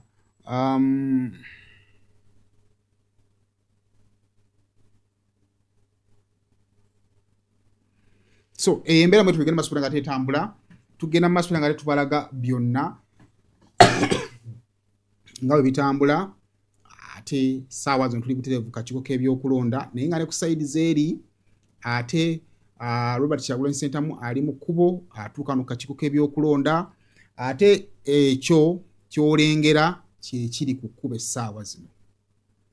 Ekyo butereevu kyekiri ku kkubo Robert Kyagulanyi Ssentamu ng'agenda mu maaso okubeera nga ate ayolekera ye okutuuka ku Electoral Commission. Okulonda kuno tukusuubira okuba okw'ebyafaayo olw'ensonga nti tulina ebintu bingi abantu abamu bye bataafuna mukisa kulabako mu kalulu kali ke twalimu. Tewaali mukisa gwa kampeyini olw'ensonga za COVID n'ebifaanaganako bwe bityo. Tetwafuna mukisa kulaba ku bantu nga bakuŋŋaana mu kampeyini eno. Tusuubira byonna ebyo okufuna omukisa ogukola ki oguyinza obbirabako. So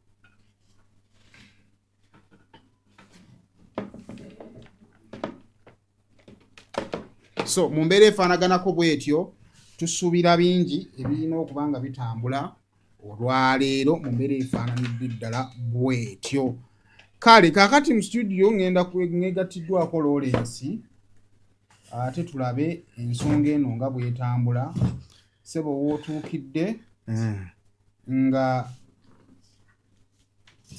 wootuukidde nga omukulu atuuse kati waba ayingidde express awo kamera yokka eri mu mmotoka yejja okukkirizibwa ndowooza kuba ku express tekuli booda awo. Express tekuli booda awo aba atuuse Busega. Kale ayiseeko Kavule asookedde Kavule yasookedde era omusumba Honorable Balimwezo n'amusimba essaala. Bamaze omusimba essaala ne boolekera. Agenze nani? Secretary General omwogezi mbalabyeko, omukyala Babiyintungo Kyagulanyi naye mulabyeko. Okay. Naye wenjala tutuuke tutandikire nga n'omukulu bw'agenda maaso era nga ate asembera. Ku last moment General Mugisha Muntu bamukiriza era yaliwaawo producer agenda mbanga amukumpeera yaliwaawo process ye egenda mu maaso essaawa zino ekigenda mu maaso eribowa Mugisha Muntu atuuse emikono bagikonfaminze kiro bwe twagala okulowooza naye ndowooza nze nina ekirowoozo nti leero nno Nabyabakama yayagadde afugemu ku kakiiko ke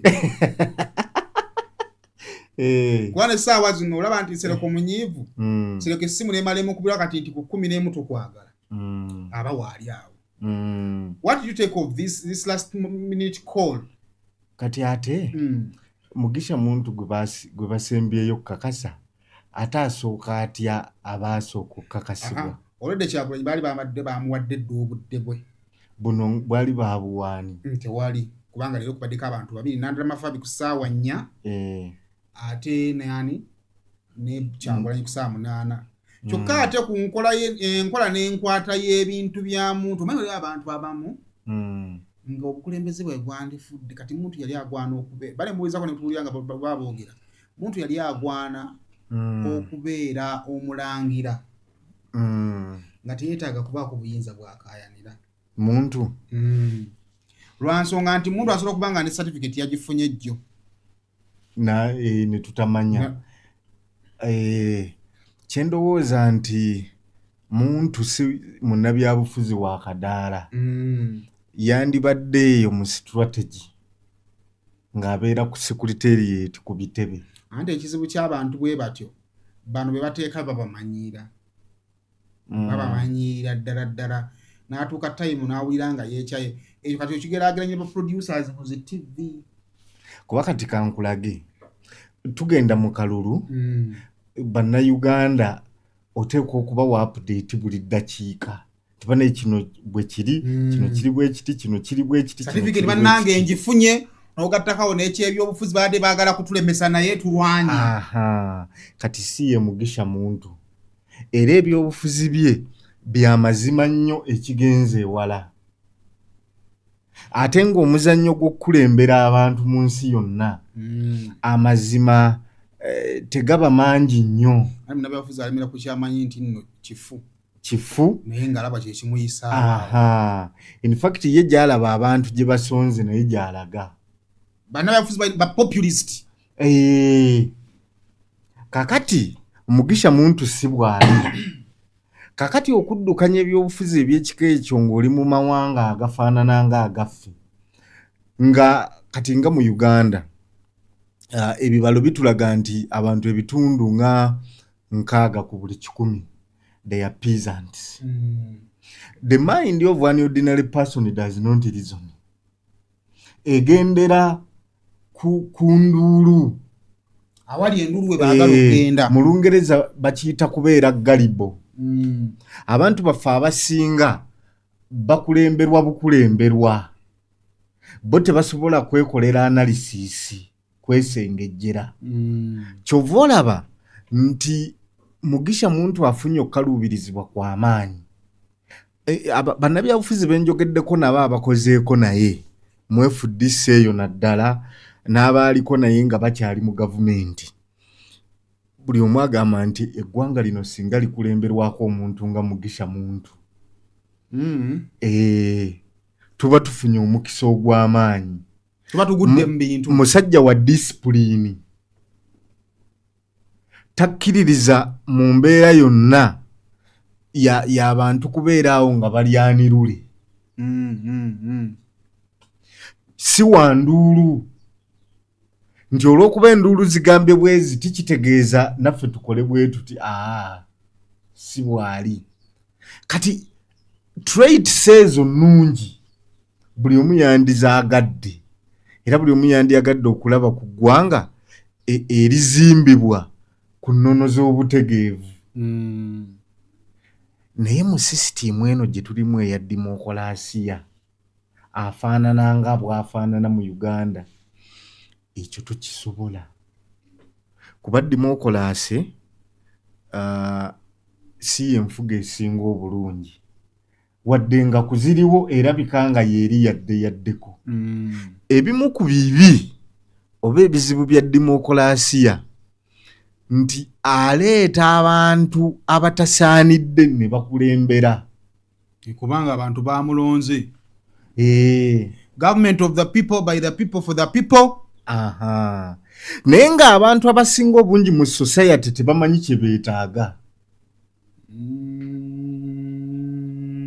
Kati obukulembeze butwale nga CEO ow'ekitongole.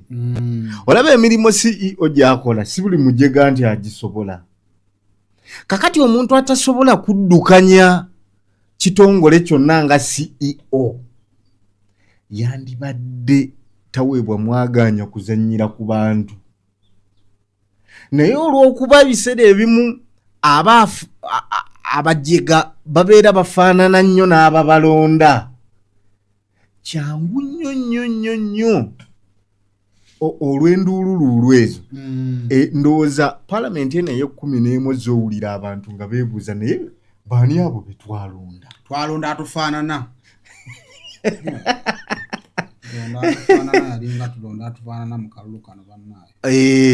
So mu mbeera eyo Mugisha Muntu ebyobufuzi bye birungi, naye ndowooza okukulembera obulungi yandisaanye ne wabaawo amusaggulira obuyinza ne babufuna n'amuwa obwa prime minister amutereereze gavumenti. Asobola ogikwatamu bulungi. Naye ye ng'omuntu kizibu nnyo mu bantu baffe. Gwe okimanyi abantu bangi tebagoberera bigenda mu maaso. Tayinza kulireetinga mbeera gy'awangaaliramu na byabufuzi n'engeri ebyobufuzi gye bimuleetedde okubeera nga tasobola kujjanjaba mwana we. Kasobola tufune ku yabakama. Declare Mugisha Gregory Muntu Oyera a duly nominated candidate in respect of the presidential elections 2026, he having fulfilled the nomination requirements under the Presidential Elections Act, Chapter 179, Laws of Uganda. You are now a candidate, Mr. Mugisha Muntu.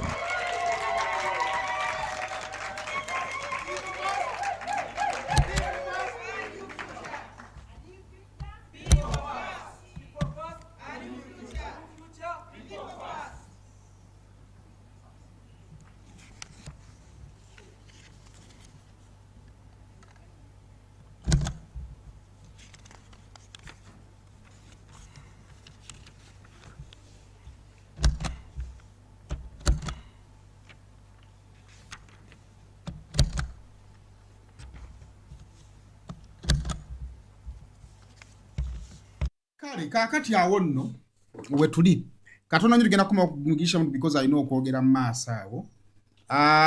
Ekitono kati kino kye kiri ku kkubo. Soko tuwe ku kkubo. Twagala tujja golinga here and there. Kubanga tuli no kachiko k'ebyokulonda ne kkubo lyalumye dda kati awo tuli ku express. Omukulu ayolekedde. Abasajja nga bamuwadde maapu nzibu nnyo. Naye eyo kubanga bw'ova kavule nga tosobola kudda kuba oba olina kudda mu Mmengo manyi omuntu gw'obole naye nyini kikuyamba nga candidate omanyi ate era bw'olaba gavumenti ng'ekukkiriza eyinza oba takitiki ne bakuyiira omuntu emmenga awo ng'abantu bagwa bugwe mukubo taata bannalo okukakananga obudde bwa nomination bugenze kakati sebaawo lwakubanze nendowooza banze ndaba nnyo firimu nze naika firimu zanyonoona nkwata candidate gwe ndowooza nti nno mufiirako ne mufunira abakazi abakadde webale kujja munange gwe munwesinze bansi babadde ettaka wano naye kwotuuse gwagenda okununula buli ne balemera mu kkubo n'owalirizibwa okuva mu motoka onyonyola omukadde emotoka nemugifumita omupiira katya nowandowooza oba owange bafirimu nnyo agenda okubeera kusanga ziri 7.5 ng'ekisobola okumuggyaawo ennyonyi so kati okuyita eno ku express kuba agenda kuvuga wano emutwale aviireko ekajjansi kati buno obudde bwe tulina okuva ku 7 kati ye distance gyagenda okuvuga okuva ekajjansi wakati obutawuni obuliwo obw'amaanyi waliwo Lweza waliwo Seguku Lubowa omontegeera awo wali butawuni obw'amaanyi bwajja okukisaako okulwanagana nabo so kubanga atamika naye at least ali mabega watali wala nnyo n'obudde tali wala nnyo n'obudde so ekyo kyekiri ku kkubo essaawa zino omukulu ng'ayolekedde agenza okwewandiisa omulundi ogwokubiri avuganye ne President Yoweri Museveni alamuze ekisanja ekyomusanvu ate nekigamukulamuza kirungi kubanga alinayo bibiri bye tutabala ate era tetubibala lwansonga naye Uganda yali tennasalawo oba ekyo kiba kisanja ekifaananyi ekyo kyani taata nejebbya bba NBS kyekyo kale sajja bawandiika ebibaluwa abo nzo okuuza gabadde bakwata be bamuzaala so kakati ekisooka Kyagulanyi ayolekedde ekkubo agenda ku nomination alamuza kisanja bw'otuuka ku mwamigishe mutu watuko okugeba bannange mutukoonako Kyagulanyi ali mukulamuza mulundi gwakubiri ng'ayagala okwesimba ku bwa president mu kisanja ku mulundi guno luli twagenda mu kalulu bwaliwo covid gwali mulundi gwe ogwasooka nga talina structures kubanga essaawa zino bw'ava e Kampala ng'agenda Busoga alina emikono mwagwa bw'ava e Kampala ng'agenda Gulu alina emikono mwakola ki mwava olugendo lw'omulundi guno n'olugeragya n'olugendo lw'omulundi guli olowooza akasozi gambalagala kanaaba kaaluli nga kuluna agenda bba ku museetwe ndowooza buli olukya olusozi gambalagala lweyongera obunene kuba luli enjawulo yali talina structures baazizimba mangu naye ate ekirala ekirungi ekyalimu nti ne be yali avuganya baali tebannamwetegekera kimala teyali organized nina abamuvuganya be yali avuganya naye nga tebategeera gwe bavuganya buli kadde yabakubanga surprise ku surprise nga balaba Rastaman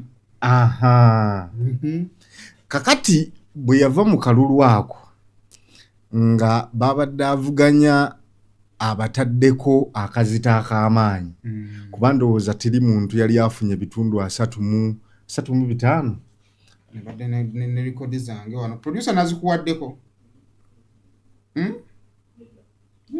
kyazitege namaaso so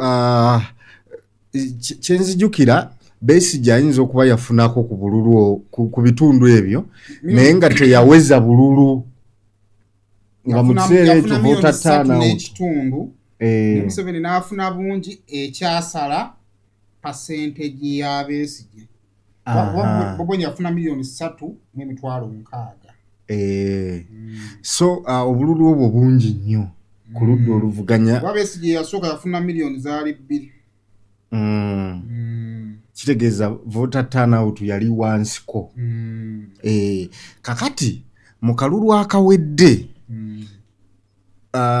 yali tanneeteekateeka naye ne be yali avuganya baali tebannaba mweteekerateekera bulungi. Ku ssaawa zino agezezzaako okuzimba structures mwayimirira, naye mu ngeri y'emu ne baavuganya nabo bongedde okumwetegekera. Era resources nyingi eziteereddwawo mu bitongole ebyenjawulo okulaba nga bamwaŋŋanga bulungi. Yoweri Kaguta Museveni yafuna obululu miliyoni 6 mu emitwalo 4 mu 2028 mu 98 byebitundu 58 n'obutundu 38 ku buli 100. Robert Kyagulanyi Ssentamu Robert n'afuna obululu miliyoni 3 mu emitwalo 63 mu 1437 ebitundu 35 n'obutundu 8. Kakati obululu obwo mu byafaayo bya Uganda nga bwe nkugambye bungi. Kunoonyereza 2016 Besigye yakola obulungi ennyo. 2011. Kati njagala kulaga wano waliwo abasajja bawandiika ekitabo kino bakiyita The Playbook for African Democrats. Ekitabo kino ogenda kinoonyaako. Robert Kyagulanyi Ssentamu baamuwa omukisa ye yawandiika gundi eggulawo forward eggulawo mu kino ekitabo. Era forward eyo yali akulaga ebizibu bye yayitamu ng'avuganya President Yoweri Museveni. Yeeyo osobola obbasomerako. The 2021 general elections in Uganda showcases the length authoritarian leaders will go to retain power. For General Yoweri Kaguta Museveni, the 70-year-old leader who assumed power in Uganda through the overthrow of Idi Amin, the desire of clinging to power is as great, if not greater, than his ambition to first wield it many decades ago. Nti obwagazi bwalina ku buyinza kati bw'ogeragana buli obwagazi bwe yalina ng'agenda mu lutalo buno bwe businga ate kati abwagala nnyo n'okusinga wayali ng'akyali fresh. He has at his disposal a toolkit of crude yet effective tactics to ensure that he remains the country's commander-in-chief. The primary tactic is that of full vote. Kali akagambo k'osomye okalabye crude. Crude bye bitannakwatwako. Crude and effective tactics. Kati bino osobola okweyongerako mu maaso Kyagulanyi nga ayongera okunnyonnyola. The most recent instance of tactic can be seen in Uganda's 2021 general elections, which was contested by myself and 10 other candidates, and which saw a host of overt and covert measures used to rig the vote in favor of President Museveni. Kirira. Eyo tactic emu rigging. The counting phase also presented an opportunity for malfeasance. Following a confrontation with Daily Monitor's a Uganda newspaper, the Electoral Commission acknowledged that votes from more than 1,200 polling stations were not counted.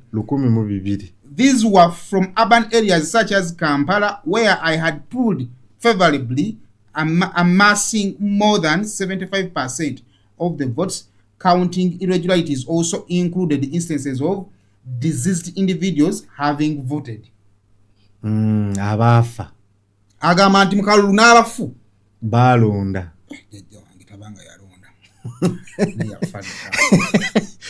In the days leading up to elections, my supporters were routinely beaten by security personnel. Their crime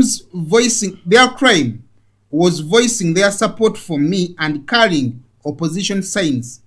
The day after the 2021 elections, saw me and my wife placed under house arrest for 11 days, during which time our property was encircled by the police and military family, the police and military.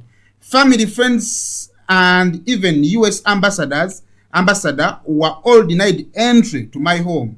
I was only allowed to consult with my lawyer once during this ordeal. This is the authoritarian toolkit in use. Wano tuuse waliwo mbadde nkugamba kati wana afulumye ku express kati wana aba alina kuvuga atadde emabega kati ono neebalamye mayanja siwa kiri bw'afulumye ku express azze kuneebalamye mayanja because ndabawo Uganda clays awo soko tuwe kumbeera nga bweri awo nga tetunnayongerayo soko tuwe kumbeera nga bweri awo bweyo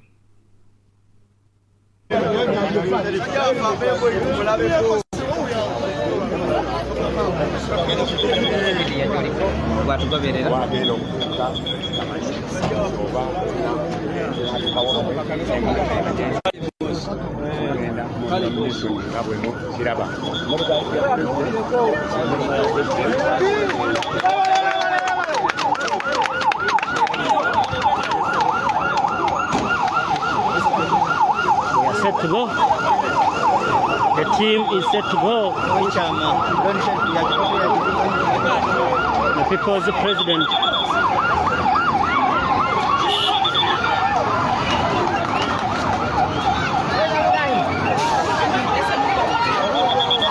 Wandera.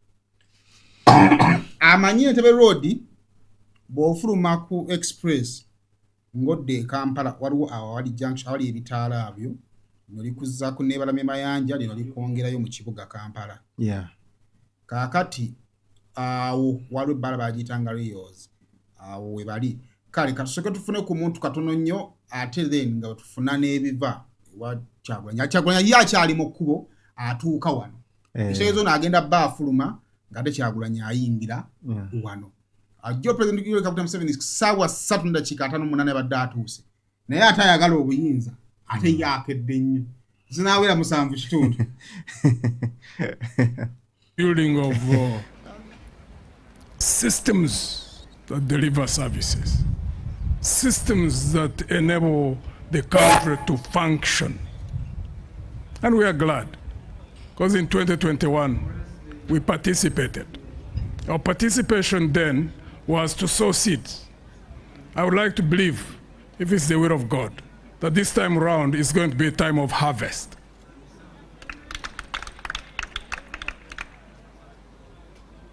"63 years of independence, even for human beings. At 63, you've gone through quite a number of stages. You came from a baby, a toddler, and then you start walking and running, and you go through teenagers, and then you become middle-aged, you become old. You do a number of things through that whole process. A country at 63 should not be operating as if we are still in teenagers. We are stuck. Been stuck in a vicious cycle, 63 years. Saying things is easy. And as we do as politicians, all over the world, by the way, one thing we do is just say things. The biggest challenge that I notice, and I believe many people notice, is the inconsistency between what we say and what we do. Because every time when there is conflict between theory and practice, there is bound to be conflict. You don't see it only here in this country, you see it in the region, you see it on this continent, you even now see it in a number of other countries globally. We have a problem. There's absolutely no reason why a country like Uganda were endowed in terms of fertile soils, in terms of the wealth that we have underground. Gold, copper, tin, bauxite. Now we've even got rare earth minerals. That a country like this, you could still find poverty anywhere in this part of the country. Freshwater bodies, River Nile, which runs from the source of the Nile until where it exits near Nimle, along that whole patch. You don't find any commercial agriculture or irrigation is used other than the big plantations of sugar in ginger.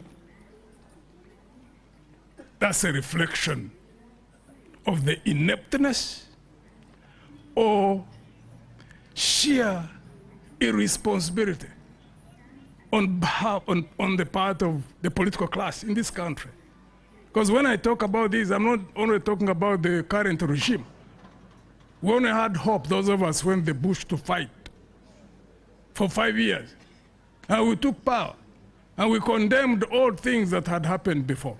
And we believed that there was a cutoff point that we were going to redirect politics and the management of the economy of this country into a new direction. Unfortunately, that has not come to be. And here again, we are in this very mess with a country that is literally broken. Institutions compromised, systems broken down, and worst case, the population itself has been brought down to its knees. General Museveni was here. I think he has been nominated as a candidate. I think for the 7th time. I keep hearing him talk about moving to middle income. It's not about middle income. It's not about GDP. It's not about all nature of things. However much any economy anywhere on this planet grows, if a population to whom that economy is supposed to serve is broken, then you wonder, where is your focus? Because we have seen countries that have got roads better than we have. More kilometers of tarmac roads, more capacity in terms of power generation and distribution, better cities, water systems that supply all citizens in the country, better educational systems, stronger armies, but they all broke down. You can check them out. They are there. Libya is the best example here on this continent. Country like Zimbabwe, Ivory Coast in West Africa. When you focus on the things which are seen by the eye, and you don't focus on how to develop the people to whom these things are supposed to serve, you're focusing on the wrong direction. And that's why I would like to ask the Ugandan people to retire General Museveni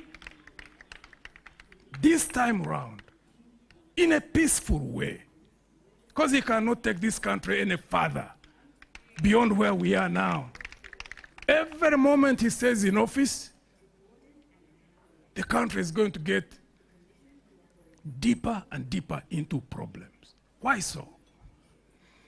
Because if you have got citizens who have reached a point to ask for money, even when they are going to put a signature on nomination of a candidate who is supposed to go and help them get out of their problems, you know there's a problem in that country. When you see a ruling party, because the party is the one which runs government,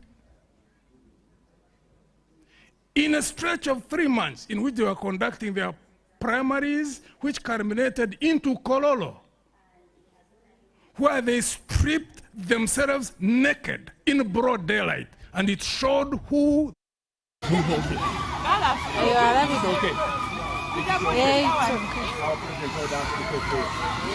Nenga president mazomo tusawe tumutisiza uyu ogwafe kuba konfamila tumuje mmanyo amabi kabye moto tumusindise mu bank no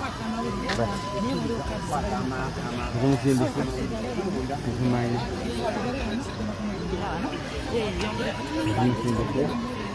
nenga tumazo moto sa awu tubade tumenya moto sa tujja kudamu ndowoza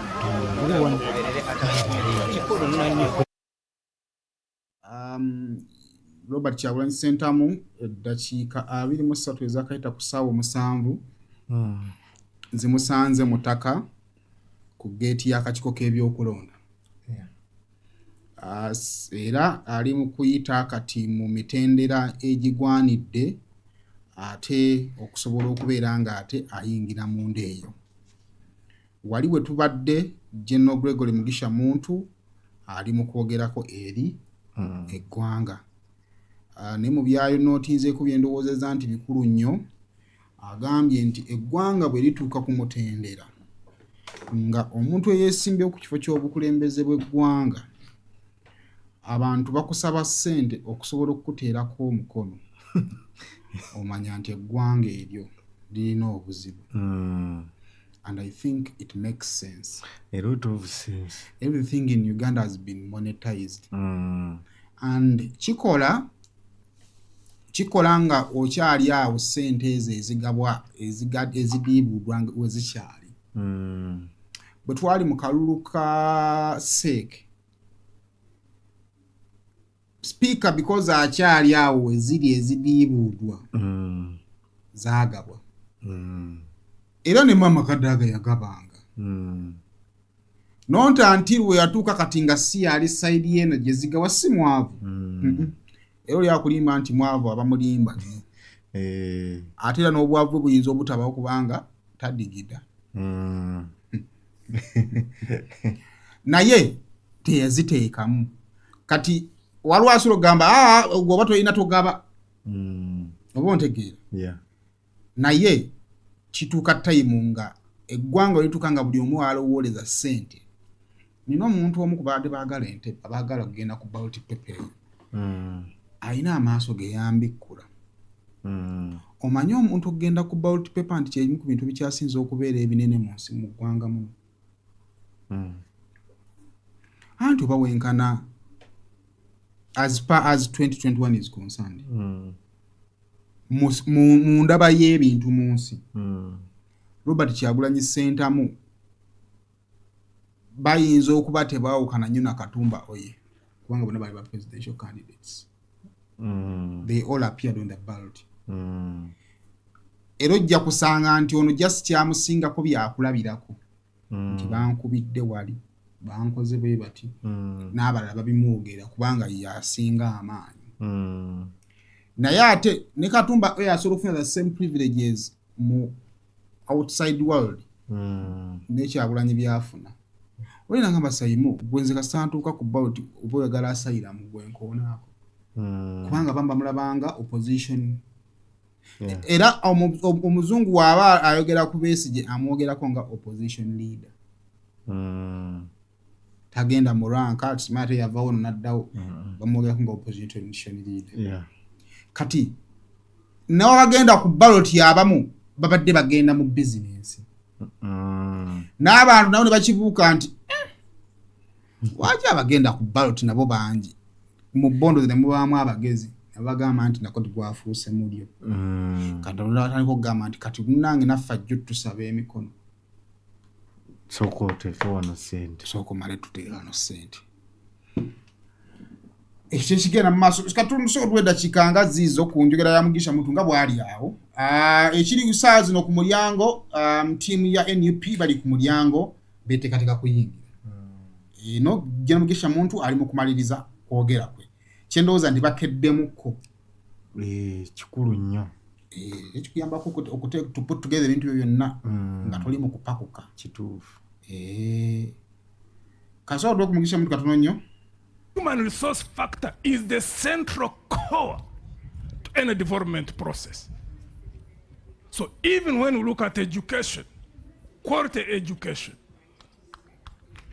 healthcare services, agriculture for purpose of food security and nutrition, as facilitating factors to that core, the human being, the citizen, the human resource capacity. Because when you concentrate on that human being, you educate them well, you skill them, you ensure that they are healthy, that they are well fed. The sky is the limit. There is nothing they will not do. Even getting to the moon, they would get there.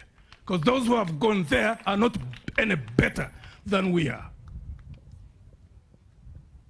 That's going to be our focus. And we are going to be launching our manifesto in a couple of days. But I'm bringing out the most salient factor.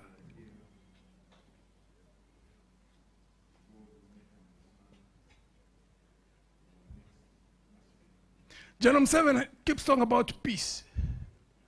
But all these things that are happening is because of peace. He's confused a bit because we have digressing. Our understanding of peace is at variance. He thinks peace is law and order. Peace is not the absence of war, as I heard him talking about it 2 days ago. Peace is the presence of justice. If you got injustices in a country and you don't have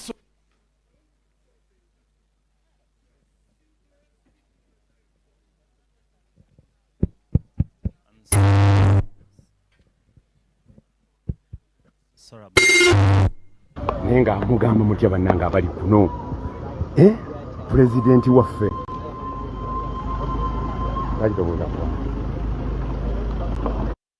ensonga za muntu oziwulidde.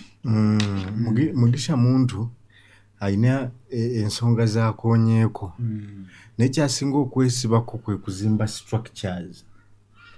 Buli sekita yansi, ebyobulamu, ebyenjigiriza, amagye ag'amaanyi, buli kimu Mugisha Muntu agamba kyetaaga structures nga tekikolera ku muntu sekinnoomu. Awadde ebyokulabirako ebyamawanga agaali amatobuta naye bwe gaali mu kuzimba structures ne gaggwaawo. Awadde ekyokulabirako kya Libya wansi wa kano Muammar Gaddafi nti ensi yali ekulukuta mubisi na mata. Naye Gaddafi bwe yalemererwa okuzimba structures n'abeera ng'eggwanga alitwala ng'erirye kati liweddewo. N'akuwa Ivory Coast. Ivory Coast eyo yalina omusajja bamuyita Houphouët-Boigny. Omusajja oyo yali nakyemalira ow'amaanyi, yafuka eggwanga eryo n'omukono ogw'ekyuma okumala emyaka nga 28. Naye teyazimba structures. Okuva lwe yavaako Ivory Coast tebeerangako wamu. Buli kadde wabeerawo amagye we gawamba ate kana akatundu ffe tukafuga. Bwe batuuka nga babanja omusaala nga bagamba kati kino ekitundu ky'e Masaka tukisazeeko paka mtu wadde omusaala kati eggwanga lyonna liri awo lyadobonkana n'ayogera ne ku Zimbabwe n'agamba nti Uganda naye yolekedde ebizibu byebimu singa bannayuganda tebayamba ne balitayalinga General Museveni ng'obudde bukyali okusinziira ku Mugisha Muntu naye nga message enkulu gye nsinze okujja mu bubaka bwe ya kuzimba structures zikukolera ebinene tuleme kugwira bugwizi bye tukola kuba abadde abikola bw'avaawo muyina kutagala nsebe etambulira mu favor ya muntu omu ku mase ya muntu omu obwo bubaka bwa General Guligole Mugisha Muntu pozi nawuliddeko ku Nandala awo Nandala Mafabi message ye ababadde bawulira Olungereza ndowooza eteekwa okuba yabakutteko nnyo kuba ye yabadde ayogera ku kasente money in the pocket yatuuse n'okugamba nti bino ebibalo bye muwulira babala simanya GDP simanya biki ebyo byonna tebiina makulu nze nkola mu World Bank ne mu IMF walizi wa bitabo ebyo byonna tebiina makulu ekikulu gwe wuwo walidde biri byonna bye babala bigenda bila niko kola amakulu ng'omaze kulya oba tonnalya abaana bo bagenze ku ssomero era n'akugamba nti mu Uganda mwasigalamu cooperative union yemu ekola Bugishu Cooperative Union nze ssentebe waayo nagamba kati nze njagala kukomyawo cooperative ziri tuddeyo mu cooperative zaffe tuddemu okubeerako n'akasente muki musawo money in the pocket omanyi cooperatives ezo Uganda bwe yayingira ebyenfuna ebya free market economy nizigwa kubanga edda abantu mwali mange mmwanyi ne muzitwale waffe Masaka wabeerangayo kabwangu bagitanga kabwangu union something Masaka union bwavu mpologome yali yakerezi kati nga bwe mutwalayo ebintu byammwe bo bali be bamanya akatale gye kali mumukola gwa kulima ne mutwalayo nti nze semwogerere ndeese kilo 10 ez'emmwanyi ne bakuwa akapapula n'oddeeka era baliwo mu biseera ebyo bw'oyogera nabo bakugamba nti akapapula ako wakatwala nga butwazi w'Headmaster n'okamulaga mugamba nti ebintu nabitutteyo saawa yonna ssente zijja Headmaster n'aguma omwana n'asoma ng'oli ku kapapulako kati bwe baatundanga ssente ne zidda nga mwe babawa akasente kammwe wabula free market economy we yatuuka ku mulembe gwa President Museveni ne bagamba kakati ebyenfuna buli muntu agende mu kisaawe azannye nga bw'akola ki bw'ayagala ne wajjawo abantu ab'obulabe ennyo be bayita ba middlemen babulooka omusajja oyo ajja mu lujjalo n'ekipiki kyajjagwa ng'asibyeko ensawo emabega mulimu akataasa ne minzaani omusajja oyo yasinga obulabe kubanga ajja yasobola n'emmwanyi zo zigulira ku muti nga zikyali nto nabanga asajja bedda abawasanga omwana ali mu lubuto n'amusasula kati obulabe obukirimu nti asobola okukuwa akasente ak'amangu n'omala ekizibu ekyamangu naye bwe tutuuka mu makungula ate ye afunamu nnyo n'okusinga n'omutunuulira bw'oti ng'awulula emmwanyi eyengedde ng'akasente wakalya naye bw'aba akuwa katono kuba tosobola tolina kapasite gw'omulimi kupulidictinga nti ebbeeyi y'emmwanyi we tunaatuukira mu gw'omukaaga katale k'ensi yonna ejja kuba bweti so mpaamu bweziti akukula kugamba neze nsobola okufiirwa ali nga naawe okirabanga kisoboka nti ebbeeyi eyinza okukka nze n'enfiirwa kakati omulimi ne batandika omufootoolera ku musiri gwe kakati mugundi Nandala Mafabi agamba tuddeyo mu nkola eri tujjeyo middleman naye addeyo mu nnimiro naye alimireko awulire obulumi obuli mu kusigula enkonge so sigwe kwebaka n'olinda bano ne bakabala ne basimba ne bakungula enkuba ne bakuba omusana egwokya gwe nojja kijjaawo ekisajja ne kizikwatamu emmwanyi bw'ekiti enkalu ne kisooka kirumako nga bbiri oba kiba kitesitinga ki akamwa katesitinga ki ku mmwanyi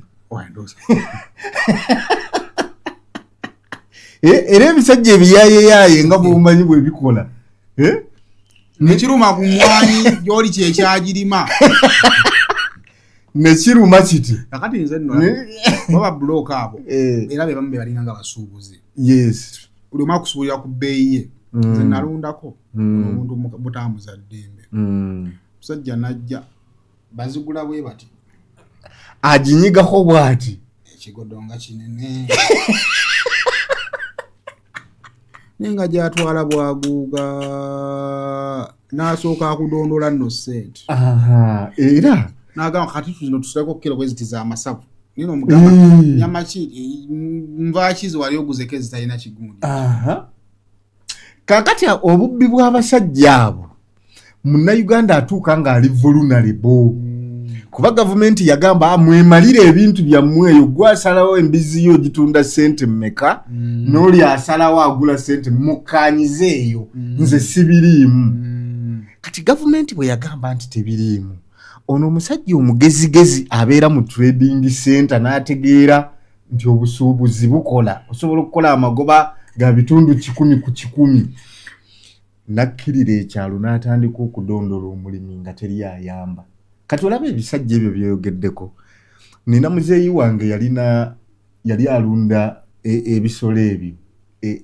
nakirebaawo naye ebisajja biri obuyaaye we nabikwatira obuyaaye mu covid awo tutuuka tugamba naye tutundeko ekisajja kijja kinyigako bwekiti kigamba nti gana amasavu siina gye ŋŋenda gatunda netugamba kati waliwo ziri ezitalina masavu nekigamba ate obwo butono nnyo kati awo tupime kiro kakati n'omugamba wano lwaki toyagala kupimawo kiro kwene nnene ene ntayagala gipima kiro obwo tunayagala bupima kiro naye nga tetulina kyakukolera omusajja nga tulina ozimuguza ati the end of the day kakati those are some of the challenges of free market economy gye tutambuliramu kati ye Nandala Mafabi muwulidde in fact ayogeredde ddala point eyingiridde ddala mu nsawo akasente tukoze twazeemu ddyo okubaako n'akasente mu nsawo kuba bino byonna tubyogera naye at the end of the day weetaagamu kukka seimu bwe tuva wano weetaagamu ku ttooke buli muntu yeetaagamu ku ki twagala akasente enteekateeka bwetu bwe tukyatambula tugenda bayisizaamu ensonga lwaki twasazeewo ffe tukole broadcast bweti of course kyakaali waali atuuse gundi akoze eki naye ekigendererwa ekisinga obukulu kwe kwetegereza manifesto z'abakulembeze bonna ze batuwa olunaku olw'ejjo so tuddeyo katonda nnyo ku electoral commission tukomewo naye mu lunaku olw'ejjo mu kwogera ku mukulembeze gwe bamumbuliza ekibuuzo ky'atazzeemu nti tulina bye twetaaza abakulembeze baffe batugambe mu kaseera kano ketukola ki ketulimu okuva ku electoral commission mugisha muntu ali mu kufuluma kati bw'aba ali mu kufuluma kitegeeza nti nno ekiddako abali wabweru babagenda kuyingira otegeera bulungi ziri ssaawa 7 n'eddakiika 41 eddakiika 2 okuva kati ate Robert Kyagulanyi Ssentamu naye okusobola okuba nga atanominatingibwa. Kati essaawa zino bano bunch ey'abanaffe aba Alliance for National Transformation bafuluma ate abannuupu balina okuba nga bakola ki nga bayingira. Wabula buli amaliriza awutwayo omukisa okutunnyonnyola biki byasuubye byalina okuba nga byagenda okukolera bannayuganda. So wano wakulu nnyo wakulu nnyo. Ekisooka ne woba olina gwowagira omanyi 2021 wemba seerabidde ebimu ku byajja ebyali mu manifesto ya Dr. Kizza Besigye eby'amaanyi kwali kujjawo omusolo gwa mutwe. Era ensi ne embracing ne Dr. Kizza Besigye olukubanga yali aleese ekirowoozo ekyo. Abakazi ne bagamba bannange oyo gwe tubatuwa abasajja baffe tukoyo okutudduka kanti wabeeranga awo ng'otudde ne kitaawo n'adduka omulundi gumu.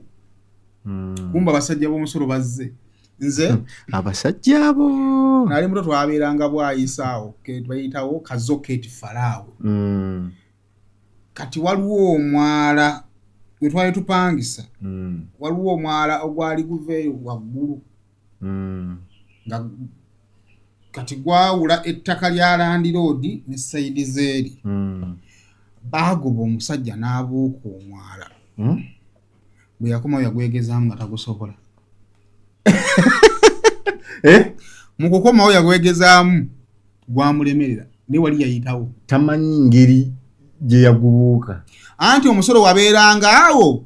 Nze kyenjukira omusolo gwo gwabanga ne feezi wabanga feezi y'okugusolooza era babanga baakisa sebo olina ku musolo sebo wakula omusolo era nga bw'omanyi tomanyira nvaako tayimu y'okugusolooza wabanga oli kintu ekinyigiza ddala miguwa kagoogwa nga temuli mu ssaati n'osookola bataata wa gundi kuuku.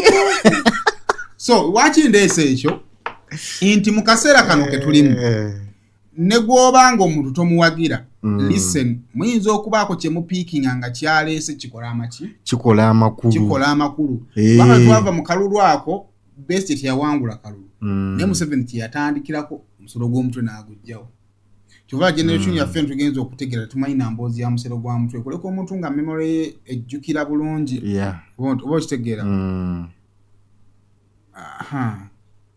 Okitegedde bulungi yembeera gye tukola ki mwe tutambulira. Kale kaakati essaawa yonna twolekera nomination ate ya Robert Kyagulanyi Ssentamu bayingidde. Okay. Kaakati kiki kakiiko k'ebyokulonda katono nnyo twegirumulemu katono nnyo ne kiri kakiiko k'ebyokulonda bivuddeyo. Okay. Kale so far we tuli tugenda mu nomination. Ani oyo? Bane wobanga Swengere. Bwoba oli mbaka wa parliament ng'ovuganya n'omuntu ku kaadi naye ng'oba batava kumpi n'omukulu omutima guba gukuliwa. Mu mutwe. Era tasobodde kutuuka akumi wano wabweru. Ne security gulugulu. Kitegeeza akakiiko bino kazze kulina ekkubo ekkubo lino eryamuka ku kyakatikkiro. Weewo. Street eyo gyaka gye baliko eyo. Tebali ku street eri eya roofing biki. Yes, street eyo gye baliko eyo. Wawaliwo n'ekibira kya Kalitunsi awo. We bazze. Wagazi. Awo nno ogenda okundabira ensonga yonna weegenda otambulira ku mulundi guno. Mpurre. Ekintu. So abantu bana banominatinze nga tugenda we natandikidde emboozi eno natandikidde mu busungu. Onale bonsereko munyiivu eri abantu babiri yasoose n'anyigira ow'ekitiibwa Mpuuga agamba talaba ku muntu ava ku kituufu ku mazima ng'ono kirabika basooka kwevumba kasaka ne wabaawo enzikiziganya yakola ki eyatuukibwako sereka abaali gyali agenda okulaba nga enzikiziganya gye bayogerako ate eringa ng'ekola ki eviibwako n'agamba mukulu munnange akoze eki teyakomye okwo n'adda ku station Mayanja wabula kye yamukoze ate station Mayanja ekituufu kyakola kiba kiyita batya twali wano oba twali n'ennyanza oba twali naawe Nenkugamba nti mu byobufuzi waliwo ze bayita ziddole. Mu taxi nagamba mu paaka mubeeramu ebisajja ebitalina mirimu bye batuuza mu taxi okuwuddiisa omuyise nti eri kumpi kujjula. Bwe mutuula mugenda okulaba ebisajja ate bifuluma. Kumbe ebisajja bino byabadde biringa kanyeebwa kukusikiriza oyingire naye nga taxi tennabaako bwe yabadde. Temuli muntu. Kakati ebisajja ebyo mu lulimi lw'abataxi mu paaka baziyita ddole. Era nakugamba nti ne mu byobufuzi mubaamu ddole. Eri ddole y'omu paaka eba ewuddiisa bayise nti taxi ejjudde naye nga tetunakola ki. Kati ne mu byobufuzi bateekamu ziddole bwe baba babizannya oteeka okubayo ne ziddole ezo. Olina okufunayo maani kwini yo. Kati ddole eyo kyekuyamba nti ejja nebaaka abajega beewuddiisa abatasengejja kugenda wala. Ddole ejjaawo ne yeekaabya neeyogera embeera mweyise ng'olabira ddala naawe mwokola ki. Neekulaga nti nze solution yo. Kati ekiseera woogitegeerera nti ddole nga taxi eri kumpi kusimbula ogenda okulaba ddole efuluma. Kati n'ogamba mazima ntudde mu taxi eno okumala essaawa nnamba. Kisaya kyavanga nti kankuyiteko n'owulirayo okituulira nga kiwanvu tokikuba engolo. Kati olaba omusaabaze oyo obusungu bw'aba nayo nga ddole efuluma taxi. Kakati bwe busungu n'ensereko bwe yabadde nabwo. Kiripi yasereko giina. Era abantu abagoberera omukutu guno gwa Seyima Office ne program recap bajja kujjukira sitole ya ddole bwe batongoza National Peasant Party. Naye kakati nze ndowooza nti ekibiina kisomba kizannye bulungi omulimu gwakyo. The presidential candidate bamukoze eki. Naye nze ate nekirowoozo nti station ekya ddole takizannya. Kyazannya tekirina linnya. Kubanga nze mu submission yange y'olunaku olwaleero station yange asobola okubanga yagenda okuyimba mu lunaku sakoza ba border ssente mu ngeri ey'ensobi nga nasente soba yazikola ki. Naye okuddayo omulundi ogwokubiri kyamaze gobe mu kibya ekitegeeza kyeyasooka okukola teyali nsobi ng'era ddole bweba. Ate kyemmanyi ku ssente za campaign osobola making a good anywhere. Siza piston tewayimbye tuwe ssente zaffe. Olumala na kuyimba ne bakusasula. Kituufu. Kitegeeza station kyonna kyakola akikola ki. Naye ate era tufunayo angedde gamba nti oba yamuwaddiru teyamusasula. Kati ali mu bakola ekintu kye bakola ki. Kubanga awo nakyo kisoboka. Kubanga jukira ekya presidential candidate kijja ekya president wa NPP kijja n'ebintu bingi. Station litavumwanga ku bantu nga baabwe bamuvuma. Ontegede bulungi. Naye nga bamuvuma at the expense of NPP ate nga NPP efunamu. Kakati wabanga bamusuubiza nti obukadde bwa 5 bujja nga tafunangako. Kati agamba nkukoze eki ekigenda okukuluma kubanza sina kyakufiirwa. Tikangene nyibe ku lukungana lwaki. Era kyo bati buli omu abuuza ekibuuzo kati kino kirekawa candidate waffe Kasiba nti. Kakati nga bwe twayogera wano nti Stacy yabe abamu obuyinza baali bakulembera ekintu kye bayita NPP National Peasant Party. Naye tugenda obbakuba mu ttooki wano ebifaananyi byabwe n'endabika nga tebalabika kuba nakakwate konna n'ekigambo kye bayita peasant. Nga tebalina bwa peasant we buli bane omukutu anayingira munda. Okay, ekigenda maaso nenga mu electoral commission ifana tukirina.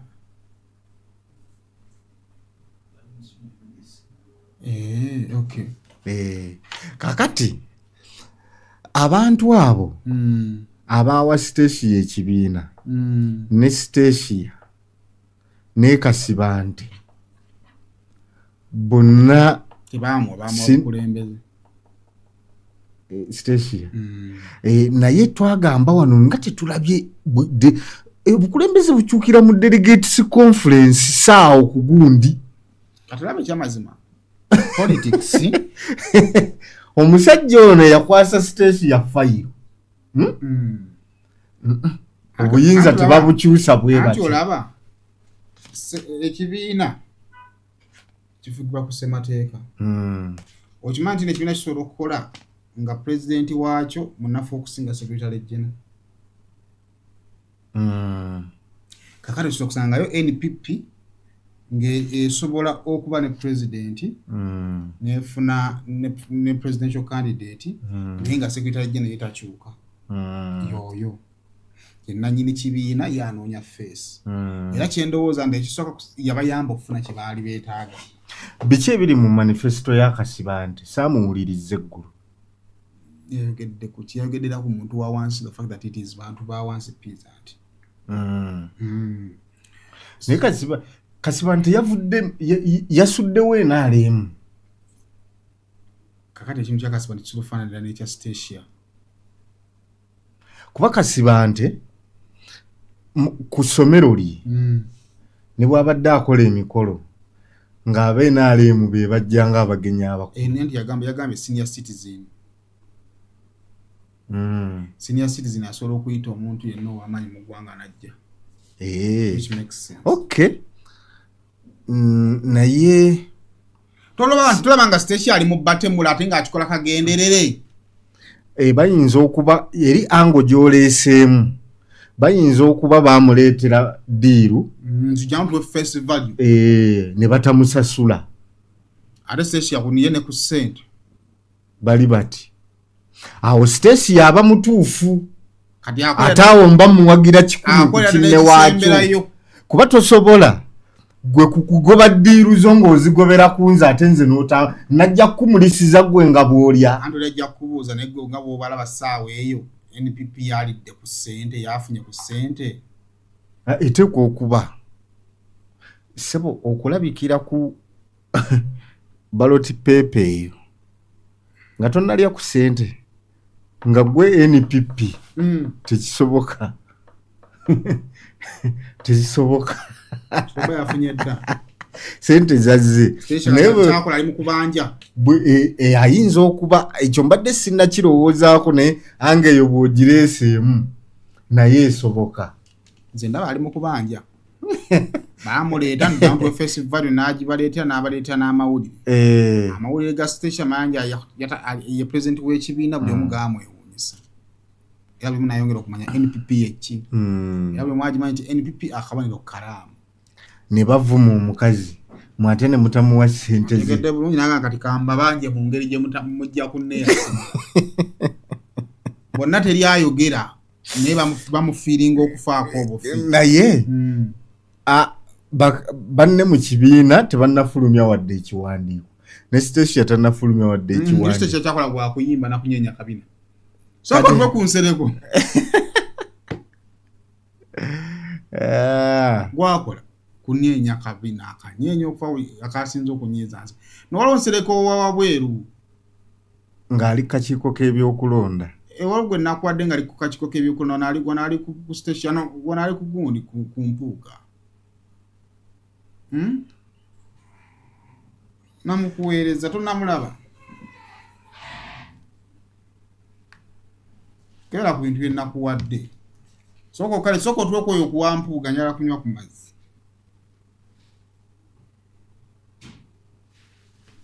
Of course, Honorable Mpuga yagezaako presenting electoral reforms.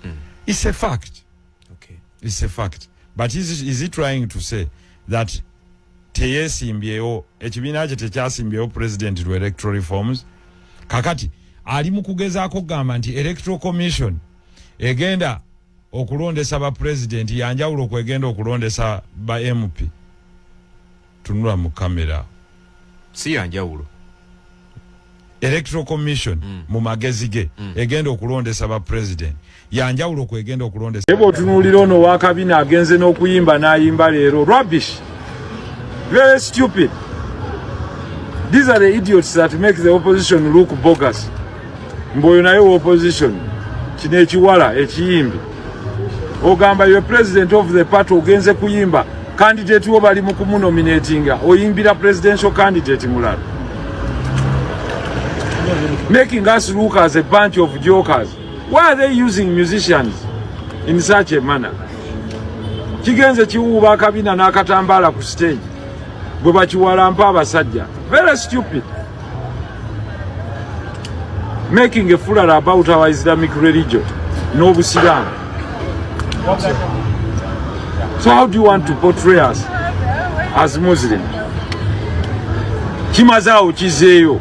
Era kiri mu kuyimbira President Museveni. Very stupid. Then after that kigamu mulonde President Museveni. Then tekyale byaleeta n'emikono egitawera. Naye bwe kyagenze ne kiyimbira Museveni kino ekiwala kya kabina. Ne bajjano ne baga nti candidate wakyali nominated.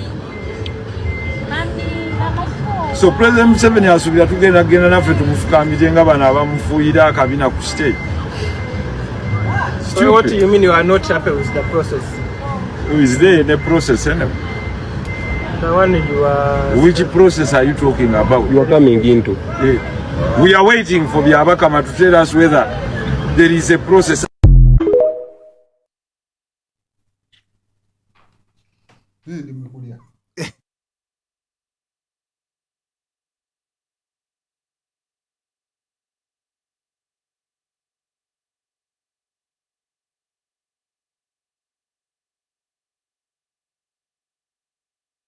Ebo tunulira ono wakabina agenze n'okuyimba n'ayimba leero. Rubbish. Very stupid. These are the idiots that make the opposition look bogus. Mboyo nayo opposition. Kine Kigwa H.E. Ogamba you're president of the party ogenze kuyimba. Candidate wo bali mu kumunominatinga. Oyimbira presidential candidate mulala. Making us look as a bunch of jokers. Why are they using musicians in such a manner? Kigenze kiwuba akabina n'akatambaala ku stage. Bwe bakiwalampa abasajja. Omukulu atuuse kakiiko k'ebyokulonda.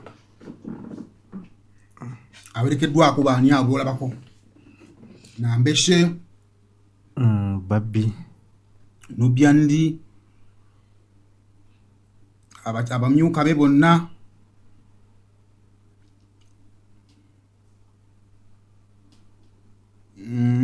SG.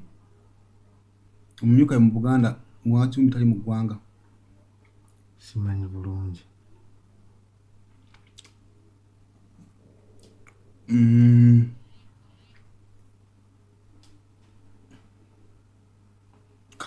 Batwala nso tuwe eddoboozi. Kati enteekateeka. Akati wano ekiyinza okutujjawo okutuzzaawo. Biba bipapula byabuki. Byabuyigirize. Naye bitaba bipapula. Tugenda va wano nga omukulu ali nominated. Sawa mulindwa. Kimwayagalizanga embazzi kibiyaga agenda kwongera okuddamu okukola ki. Kale soko tuwo mulamuzi Simon Byabakama. Tannajja twogera naffe. UBC tukoze eti waki wano bono boogereddemu nnyo. Kale. I'd like to invite you or your agent to bring forward your papers, your nomination papers for scrutiny and verification. Your agent. Thank you.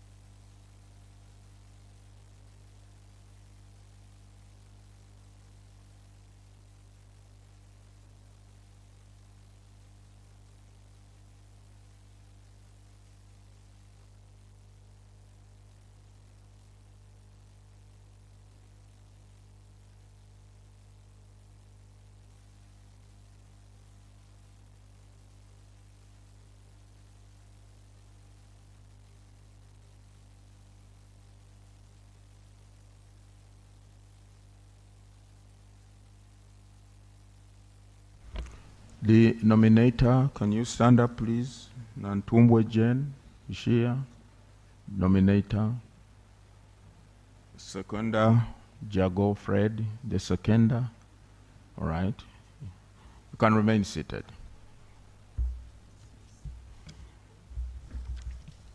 Okay.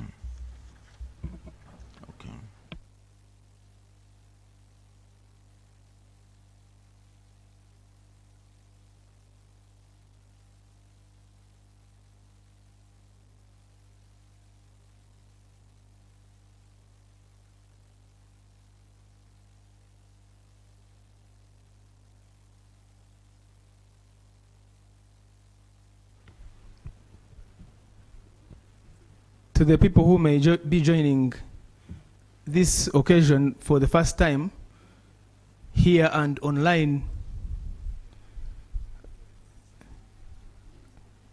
we are at the EC grounds in Rubowa, Weza, in Makinde Sabagabo. And this place is the first permanent home for the headquarters of the Electoral Commission in Uganda. And going forward, this is going to be the venue, the place where presidential candidates are nominated, and the set for this 2025-2026 general election being the first ones that have been nominated from grounds that belong to the Electoral Commission, that belong to the people of Uganda, because this is your commission, this is your Electoral Commission.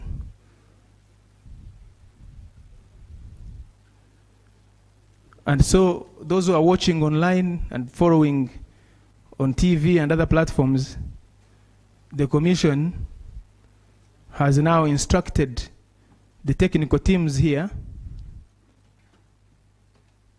to verify and check all the particulars that are required of an aspirant for presidential elections, to participate in the presidential elections as a candidate. So that's what the Commission has asked the teams here that are from the legal department of the Commission, the voter data management department, election management, field operations, to check those particulars that are required.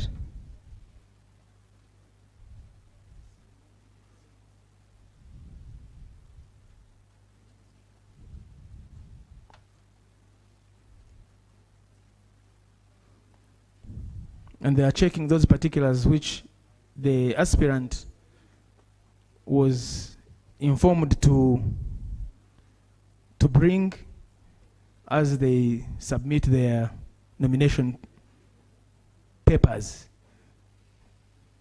The nomination form filled in triplicate, 3 copies, a declaration of consent that the aspirant consents to being nominated, confirming that the aspirant is a registered voter, is a citizen of Uganda by birth,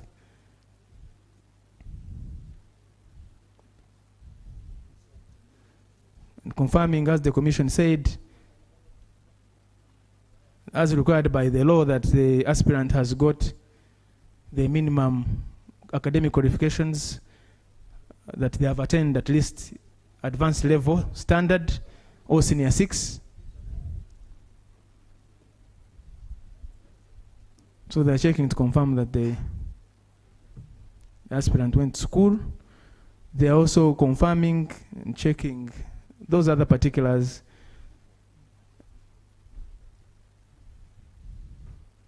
The certificate indicating that the aspirant obtained the required numbers of supporters as required by the law.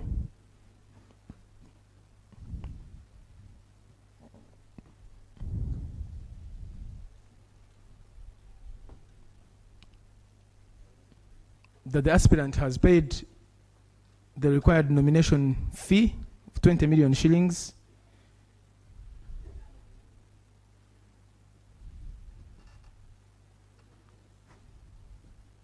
So that's what is happening. That is, yeah.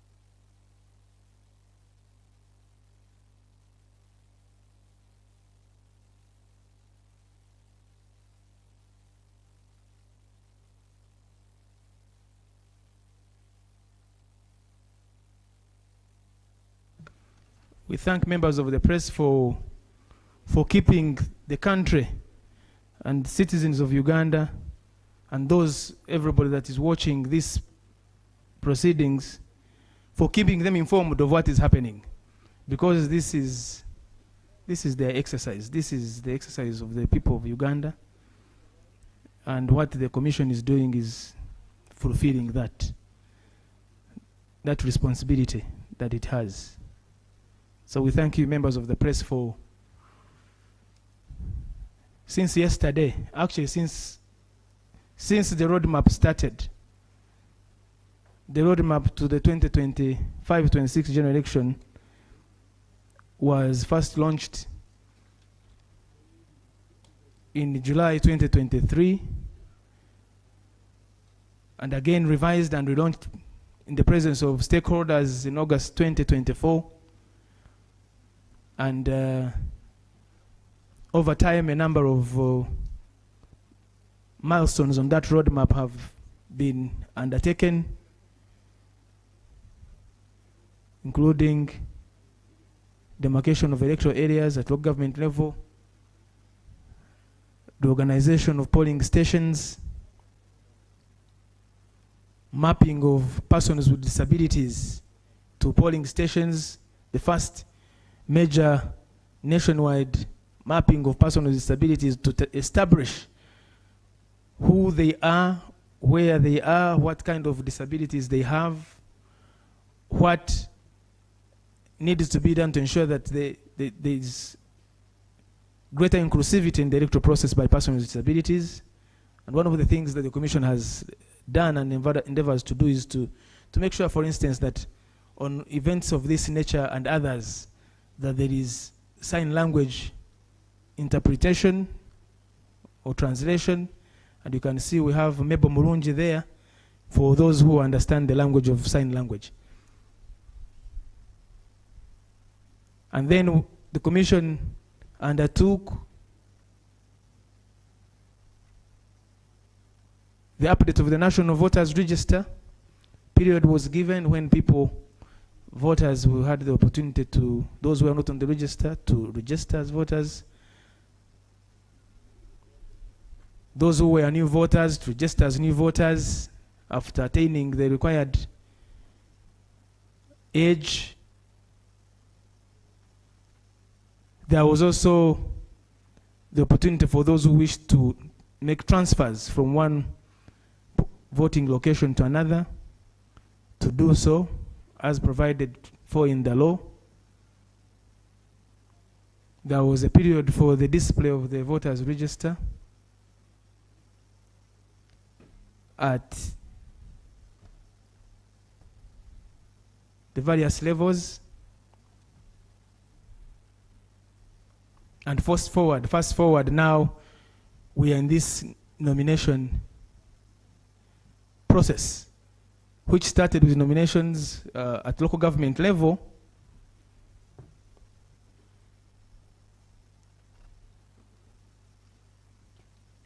and elections of special interest groups, the youth, older persons, and persons with disabilities.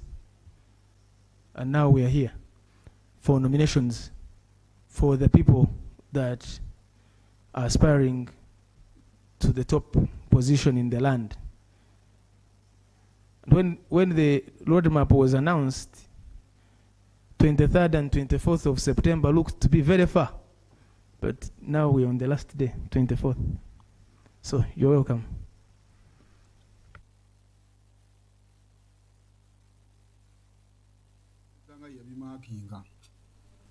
Umulaba. Agalumide ngiri gyabikeberamu. Nzo okuza yabimaki. Tazanyira ddala. Ate akasowa agalumide afunayo ku kadda ate n'ava ku galumide abasobozi baamulagira.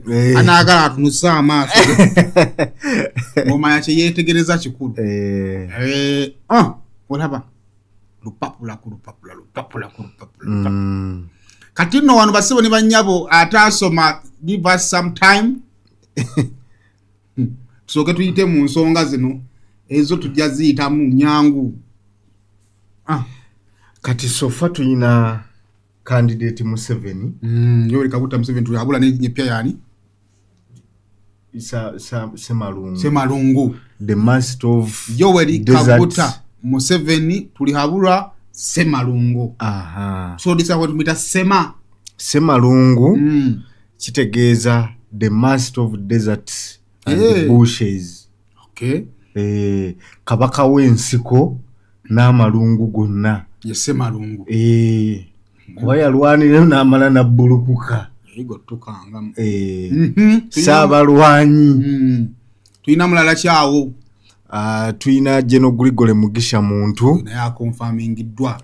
Ndowooza kati mu kalulu kano tuyinamu ba Bush War Heroes babiri. Ab'ensiko babiri kati. Otyo. Ne tubeera ne Robert Kasibante. Munnabyanjigiriza. Nano Kasibante abantu be yakasomesa akensi eringa emuzala wanaye mwe. Bangi Kasibante asomesezza abantu bangi. Kasibante akera bajjudde mu salooni eyo. Ate amakazi we salooni abo bala batambuza ekigambo. Wewe Kasante ekigambo kitambira mu salooni wabe wakusanga mu looji. Ujja kusanga ekyalo kyonna nga kimanyi. Omwami waawo ali bamukwatira mu looji. Kakati tuyina Elton John. Elton Joseph Mabirizi wa CP. Wandiko babitwala ewa byabakama agenda bikola ki? Ngalinga ina kyatategeera ono. Mwongeremu essaala abawagizi ba Kyagulanyi. Mabirizi ng'empapula tezitegeera. Maya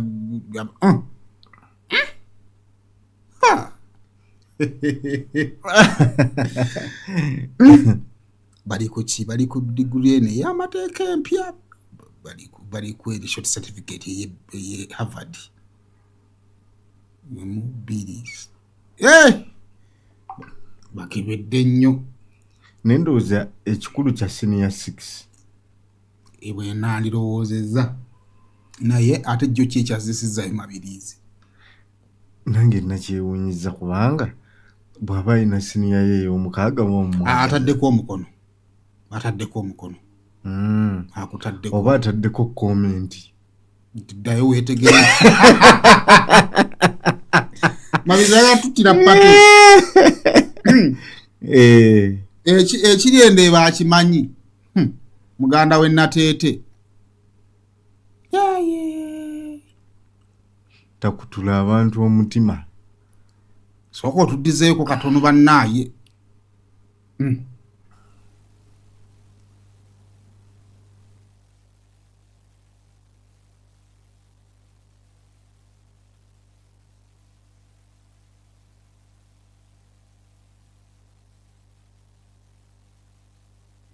biteredde owamabiriza nti yazunze kino kibagamba nti ntambudde onobeera ne bunzigwa ku ntumbu kyekyagudde ku wamabiri yatambudde n'obweya ne bumuggwa ku ntumbu bwagenda bwaddayo mabiriza amugamba bikibirimu wuyo mwewanga kivumbi waali erudda bazze futusoja akiikiriddwani futusoja tebalina suuti abagirina n'ebifo byabadde bibale byabadde tebimala I know.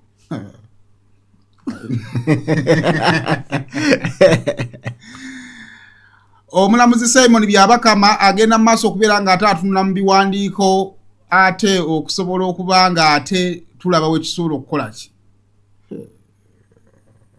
naye ogwo gukyali mukono ng'alumya emimwa ezo si komenti komenti nga kiya musomesa anti omanyi Byabakama mulamuzi bw'aba asoma ruling asooka giwandiika amaliriza aha uyo. Distinguished guests, we've been scrutinizing and verifying the nomination papers of the aspirant, and we are satisfied he has fulfilled the requirements of the Presidential Elections Act. Therefore, I, Justice Byabakama Mugenyi Simon, being the returning officer for the nomination of presidential candidates, declare Kyagulanyi Sentamu Robert a duly nominated candidate in respect of the presidential elections 2026, he having fulfilled the nomination requirements under the Presidential Elections Act, Chapter 179, Laws of Uganda. You are now a candidate. Congratulations.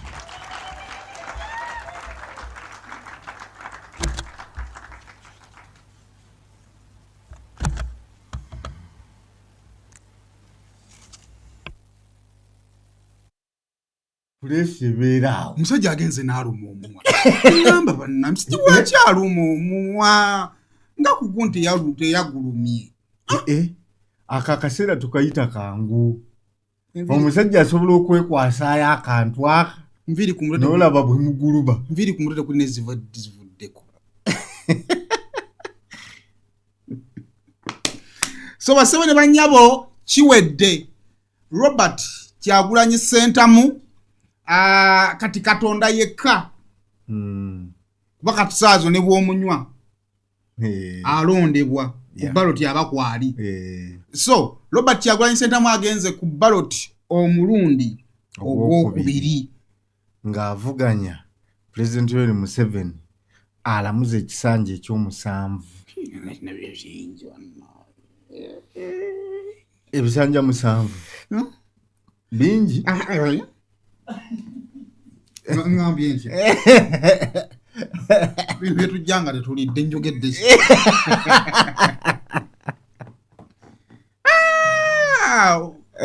oboolya nokwesi musebo ogambye bingi kyogambye ebisanja bingi okusinga omwaka nga tolyawo ensi eyo tutiisatiisa bannaye omuntu yeeyagaleko ddi naye nga enteekateeka bweto bweri Robert Kyagulanyi Sentamu amaze okubeera nga ate anominatingibwa amaze okuba nga anominatingibwa kati twagala kuwulira manifesto ye twagala kuwulira kikigwa we tutandikira ebigambo bye kuba byagamba ki ebikulu nnyo leero tutandikidde luddawa essira tulisimbyewa oba ontegeera awo tugenda okuba nga tutunula bw'ava sayidi zaabwe tugenda okuba nga tudda then ale twolekere sayimo nyingi ge mazima ana ba comment section mwanta mama osobola okugamba munnaasome so musajja waffe tewamuteekayo alwa agenda kugendayo ku Sunday waliwo akwogerawo so bannange enteekateeka bwetu bwekola ki omukulu anominate nsuubira Kyagulanyi ndoza timu ye eteekwa okuba ya mubuli or that of your agent on this paper to confirm that indeed you have attended. So please, your agent or yourself, whichever.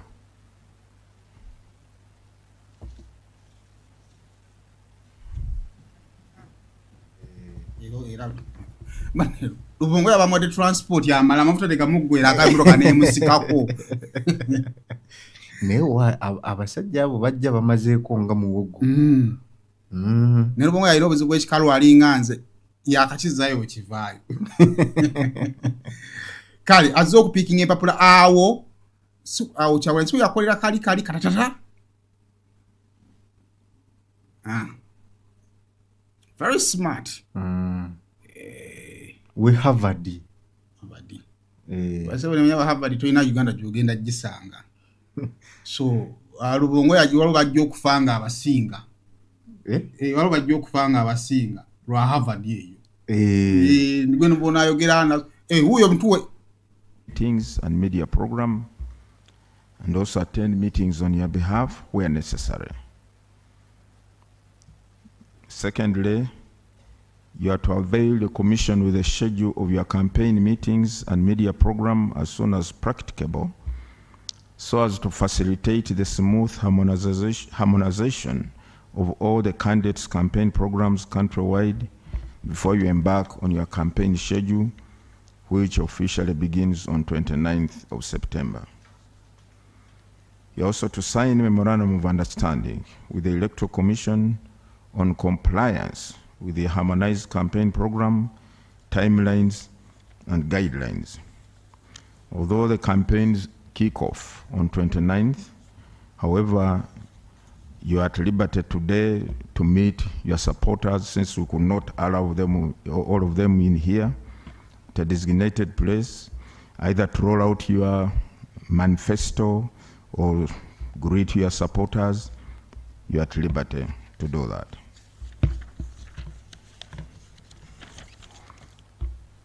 The commission is also required, upon nomination, to avail you a soft copy of the voters register, the national voters register. And we have this soft copy here. I ask your agent to come and pick it. Yeah.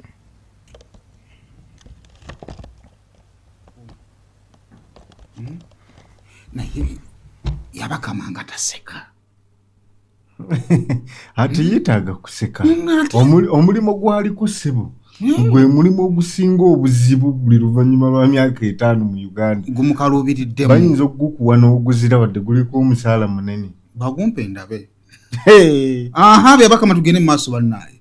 Lugambo tunyumyambo nyumya. The commission is required to ensure that the relevant organs of the state provide you during the entire campaign period your protection, both on the road, on the campaign trail, or not even on the campaign trail, wherever you want to go, and also at home.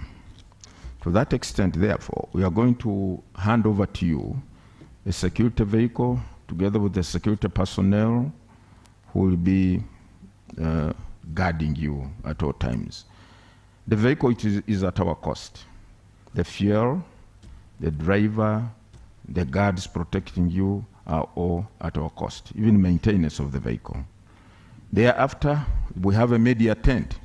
You may want to address the media and talk to the people of Uganda. It is at your will. But for now, can we go and we hand over to you your security vehicle and the security personnel. Thank you very much. Abasirikale kati wetukola ki wetulaga bagenda mu abasirikale kati wetulaga awo kwegamba singa New Uganda nawe gwa mu bintu kati bano oyina noonya woogwa tuweko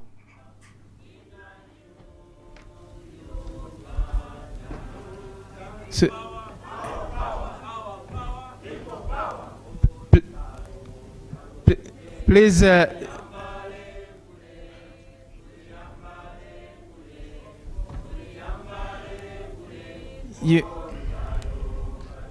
omugamba linda kwambala engule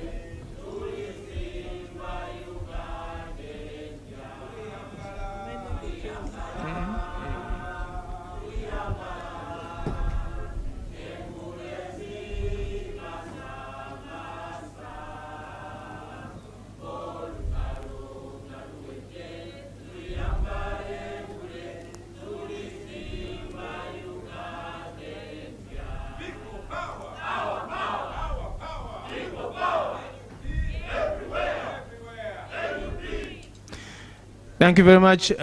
Please, candidate. Kufuna motoka. Eno omukyalo no wakabina mwagadde. Akanyiza bagamane tugende na maana agamba kasooka embaleke bano atuukiriza wabulo akalombolombo. Ako kalombolombo. Kati bana abazungu bazzenga ba witness kulaba processing eri gyetambula ne kiwanda kwali okwo. Kati abazungu abo bateekwa okuba bapatana ba Uganda mu bintu bingi. Tukolagana nabo, so it is in the interest. Making saha agenze achikiridde abayimbi uli mulengedde. Yoyo uno mukoti enjeru. Atoye omukazi ali mu koti emyufu. Tunamulaba mu maaso eyo. Badogamba abazungu. Abazungu abo bateekwa okubeerawo okuobservinga ebintu nga bitambula. Kuba bapatana ba Uganda ba mikago ne Uganda. So bye tukola bibakwatako kuba bayina sente zaabwe nnyingi ze bainvestinga wano mu bintu bingi batuwa sente mu byobulamu, ebyenjigiriza, mu nguudo, ebintu ebyo ebikulaakulanye abantu batuwa sente empitirivu. Kakati bateekwa okumanya gye tuteeka sente zaffe ebintu babitambuzanga bwe twagala bitambula bulungi. Abakulu b'abantu batuuka sente y'omusolo oweeri mu bazungu yatutoolerako ne batuwaako. Bale twagala okubaza akakiiko k'ebyokulonda bannamuli mwabawadde enkoko omukulu oyo atuuka wali Nambeshe mumyuka we okuva mu Eastern abadde wali tulabyeko ku mukyala aliko kati John Mugisha yafa. John Mugisha yafa. Ye yafa. Ono omulala wali Zedriga gwe sirabye munafunafu. Ayinza okuba mwali nga tetunnamulaba bulabi Zedriga nga abane smile. Kasoko tuzeeyo katono nnyo tebatuyita kunga tuli mu lugambo bannaye.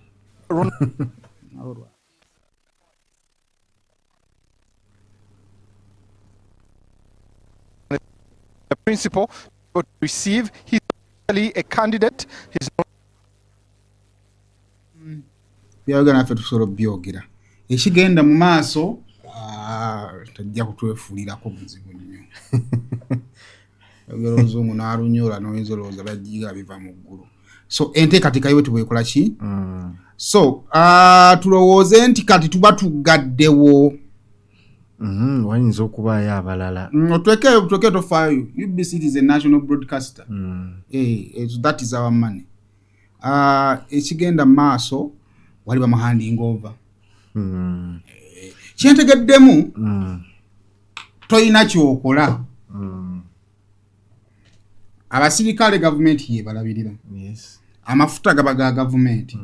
Buli kimu kiba kya gavumenti. Kati zino milioni 2 jasika kwagala kukakasa nti nno oli serious. Kubanga bw'obalabalamuzi oyinza okuspendinga omuposisi y'okuta nonga munene nnyo asobola okwekalakaasa ow'amawulire.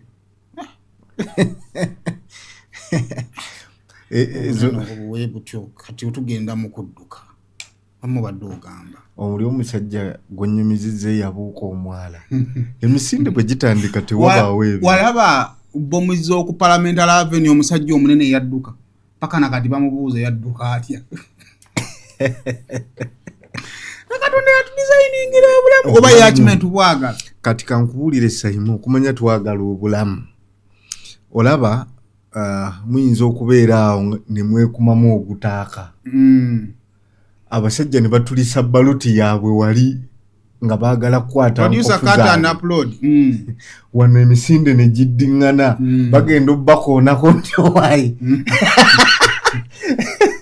nga mutuuse ku masengere obulamu. Wetulaga basibo ne bannyabo omukulu alina okuba nga agenda okwogerako ate eri eggwanga atubuulire biki byatandikirako biki byaliko ate kati awo tugenda okuba nga tukola ki tudda. Lubongo engeri gye yeetazeemu aba tebamuwadde fulu tanka bw'osanga emmotoka eri mu ddabo manya nti asise. Manya nti asise. Now njagala tuwulize speech eno. It is going to be very important. Omanyi byonna byonna tubikola naye obukulembeze bw'eggwanga obwagizi busobola okubeerawo naye ebirowoozo ebyo byowa abantu bikulu nnyo nnyo. Ono ye muganda wa Najja omuyambi wa gundi omulabye yoyo kale ndowooza tusooke tugende tuwulire omukulu by'atugamba ali tukomewo. You are welcome to address the nation. We have 20 minutes here. You can talk to us for 10 minutes and then take some questions from members of the press. You are welcome, sir. Thank you. Thank you very much. Ladies and gentlemen, before I say anything, I want to take this opportunity to pay tribute to our former Deputy President, Mama Jolly Mugisha, who passed away on the 24th of September last year. Today is exactly 1 year since we lost Mama Jolly. Mama Jolly was always a pillar of strength and courage within us. We strongly believe that today has fallen on this day, not by coincidence. Maybe there's a message that we are getting from the Almighty. Mama Jolly, rest in peace. We shall make you proud. We shall never give up your dreams. Fellow Ugandans, ladies and gentlemen, comrades in the struggle, I am deeply humbled and profoundly honored to accept your nomination to be the next president of the Republic of Uganda for the year 2026 to 2031, not 1926 to 1931. I thank you very much for the trust that you've continued to place in me ever since I offered myself for the first time for the presidential office in 2021. Today, my heart is filled with a deep sense of responsibility to deliver to that trust that you've put in me. Together, we have been everywhere preaching the message of a new Uganda. And today, with this nomination, we start on the final phase of our mission to freedom and true independence. Since our nation was born in 1962, every change of leadership has been written in blood, the blood and sacrifice of the common people of Uganda, the citizens of Uganda, and yet the leaders who always promised liberation have always delivered oppression. For 40 long years, one man and a small group of his relatives and friends have ruled our country on gunpoint. They have looted our nation and turned every institution of government into a tool of oppression. They have reduced the citizens of Uganda into slaves on their own land. They have reduced all of us into beggars, and they've turned our poverty into a tool of control. And yet, our country is not poor. Our country is rich.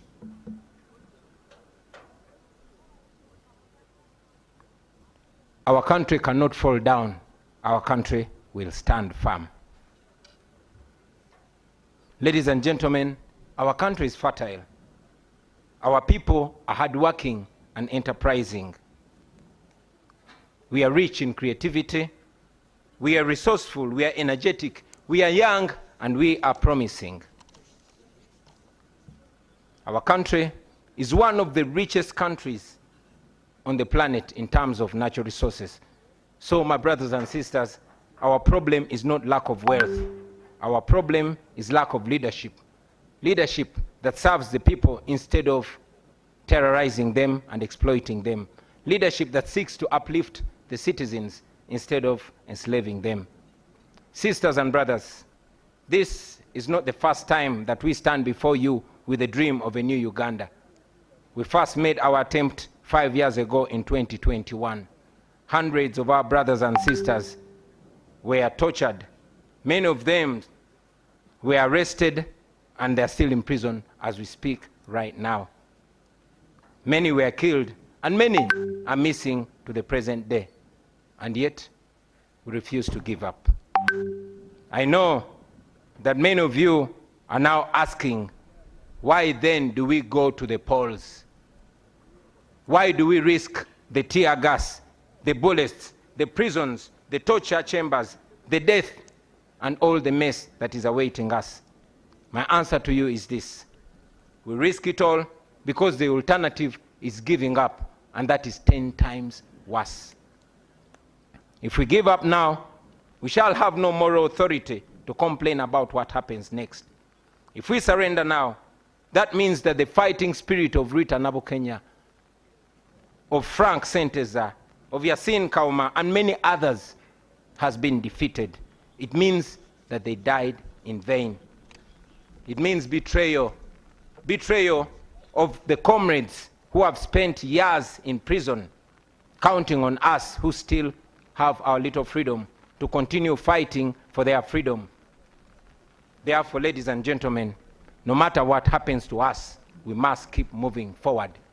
Even if somebody tells you that our chance to freedom is only 1%, let us take that chance and fight.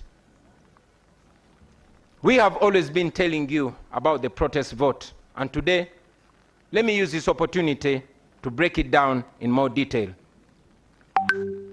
We have voted before. We have won elections before, and we have been rigged before. But the election this time is no usual election, brothers and sisters. We are going into this election as a way of protesting against the injustice that has been occasioned to us for the last 40 years. We are protesting, and the protest begins now. We must use this election season to rally the people of Uganda, to express their anger and to express their hope at the ballot box.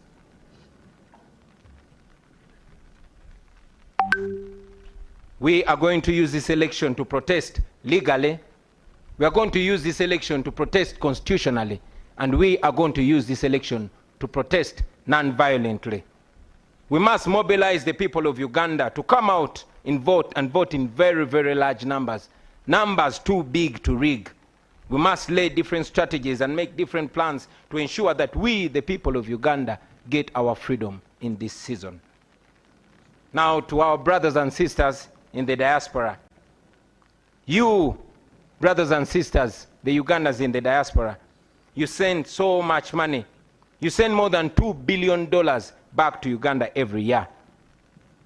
In real sense, you are the biggest investors in Uganda. We know that many of you even fear to come back home because you know what happens to those that return home. Many of you don't risk the brutality. We know that Ugandans like Sam Mugumya, who returned from a Congolese prison, was abducted weeks ago, and up to now, he's missing. Nobody knows where Sam Mugumya is. We know Robert Kayingo Luja, a lawyer who was recently abducted from the airport, kept incommunicado for a month before being forced back in exile without even stepping foot in his house. The examples are many, ladies and gentlemen, but I tell you, my friends, we are fighting so that you can return to your home, to your families, to freedom and dignity.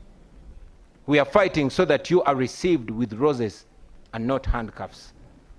We fight so that Uganda can give your children the chances and opportunities that you never got. That is why we fight. Now to General Museveni. I know you don't like listening to young people or even listening to anybody at all, but at least listen to your friend and Bushwa comrade, General Kainda Otafire. I want you to remember that Uganda was here before you, and Uganda will be here long after you are gone. You don't have to burn it down on your way out. The best guarantee for your legacy, for your security, and for what you and your people have earned in the last 40 years is to allow a peaceful, orderly, and democratic transition of power. That opportunity is available because we are not vengeful people. We still believe in peace. We still believe in justice. And yes, we believe in reconciliation. All we want is a free and fair election. No military violence, no police brutality. That is not too much to ask for. Let this election not be a military operation. Let this be a democratic election. That should not be too much to ask for. You are aware that for the last 5 years, your regime has done everything to break our spirits.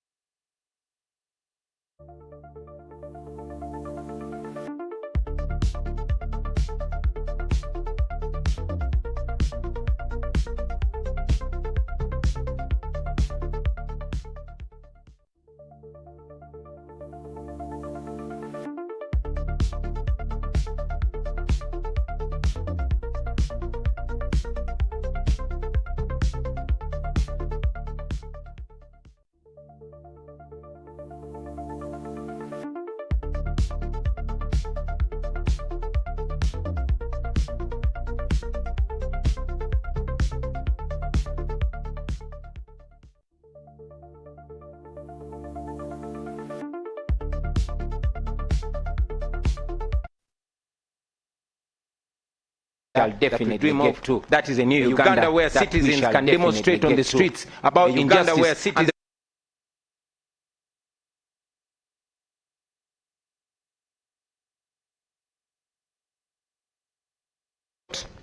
for the connected few, but for all those who qualify and are willing to work.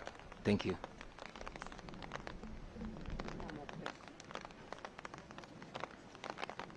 In the coming days, ladies and gentlemen, we shall unveil our manifesto and we shall go ahead to paint a clear picture of that new Uganda that we dream of, that new Uganda that we believe. But ultimately, about leadership, that will be a Uganda where leaders will be serving the people and not the other way around. I tell you, my friends, that Uganda is possible in our lifetime. And with your courage, with our sacrifice, and with the grace of God, we shall reach that new Uganda. Now, as the National Unity Platform, even with the little resources that we had for the last 4.5 years, we have already demonstrated that we are able to use less and achieve more. We have managed to acquire the biggest political party headquarters in Uganda. We have launched the first school of leadership, and we have gone ahead to groom leaders at no cost to them. Leaders that will uphold our values and offer leadership to the next generation after we retire. We have supported families of political prisoners and missing comrades. We have refused to be compromised. We have held onto our principles even when it has come at great personal cost. We have pursued and secured sanctions against those who steal from our people and against those who oppress our people.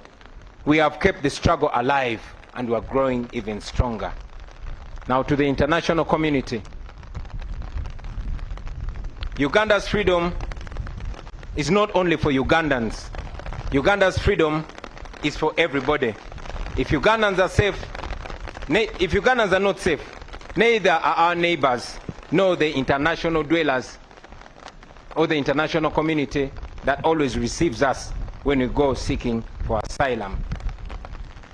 Please stand with us as we stand for democracy and human rights. Now to our senior comrade, Dr. Kizza Besigye, to our brothers Alex Waiswa Mufumbiro, Comrade Bobby Young, Eddie Mutwe, Leero H.E Machete, Gaddafi and all other political prisoners. We honor you, we think about you, we pray for you, and we are fighting for you. To your families and every Ugandan that has been affected in this struggle, please don't lose hope. Your suffering will never go in vain. Now finally, to the comrades that I will be moving with on this campaign trail, the foot soldiers, the ordinary citizens of Uganda who have nothing else to offer to their country but their selves, their bodies. First of all, I thank you, brothers and sisters. We have stood together through the tear gas, through the bullets, through the beatings, through the abductions, through the courts, through the prison walls, and through the funerals. You have been my shield. You have been my eyes. You have been my courage. You have been my strength. You have been my friends, my true friends. Today, as we go into what is likely to be an even more violent campaign, I will be relying on you, my friends. We are embarking on a long walk to freedom. Whatever lies ahead of us is going to test everything that we are and everything that we stand for. But I guarantee you, brothers and sisters, freedom will come at the end of the day. Because after all, freedom never comes easy. Our grandparents shed blood for the independence of this country 62 years ago. Our parents shed blood for what they believed was a liberation 40 years ago. Our comrades in this very generation are in prison for this very struggle. They have shed blood for this struggle. Many of them are missing and they don't even have graves for this struggle. Let us carry them in our hearts. Let us carry them in our minds. Let us do this in their name. Brothers and sisters, the same courage and discipline that has kept us going since 2017 should be the same courage and discipline to carry us through this campaign. Your duty in this campaign, I must remind you, will not be to protect me. Yes, your duty in this campaign is not to protect me. It is to protect yourselves. It is to protect each other. It is to protect those ordinary people that come to support us on our rallies. I request you to be vigilant in every village that we shall enter and on every rally that we go to. Please be very solid and be very sober. Please be very calm and be very disciplined. Hope for the best, but prepare for the worst. Be careful, but don't show fear, because this regime wants us to be fearful. My brothers and sisters, I want you to understand what we are fighting for. We are fighting for a better Uganda. We are fighting for the farmers, for the border riders, for the young graduates who have no jobs. We are fighting for the ghetto people, those ghetto youth whose future is being stolen away in exchange for a few shillings. We are fighting for the ordinary children whose future is empty and we want to give meaning to. We are fighting for those police officers who are ordered to brutalize you because you are fighting for their children's future. And afterwards, they have to return to their uniport, to an empty house, to children with no school fees, and to a family with no health insurance. Please don't look at them as your enemies, because they are not your enemies. They are victims too. They also wish that things can change someday. Brothers and sisters, if we succeed, this country will be free and things will change forever. It will never be the same again. Unfortunately, if we don't succeed, nobody will ever believe that we did our best. That will mean that we are condemning our children, those that are born and those that are unborn, to slavery. And that is not what we should be doing. Therefore, brothers and sisters, failure is not an option. We must get our freedom, or at least die trying to get our freedom. I don't know how much danger is awaiting us on this campaign trail, but I know that we are going to keep moving with hope and faith. We are carrying the hope of our entire generation, a hope of millions and millions of Ugandans. Brothers and sisters, I want you to understand that this that we are carrying on our shoulders is a historical responsibility. So prepare yourselves.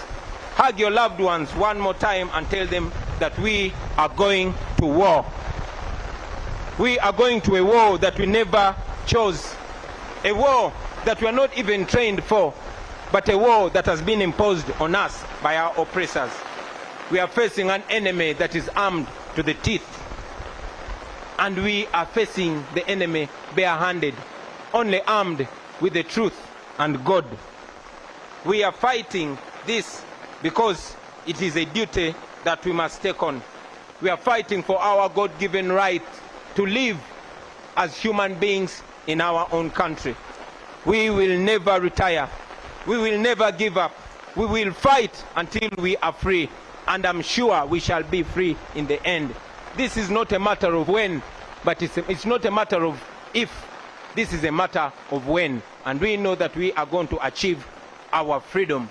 Brothers and sisters, I want to conclude by guaranteeing to you that are here with us and all Ugandans all over the world that in the end we shall be free. In the end, everything is going to be all right. And if everything is not all right yet, then that will not be the end. Thank you very much for God and my country. Thank you, candidates, for that address. Now, members of the press, they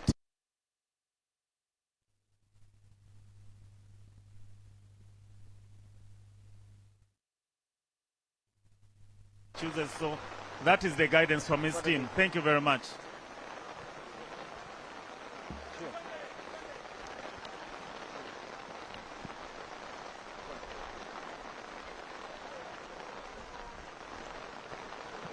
So let us wait for that advice. But that's what the team had presented.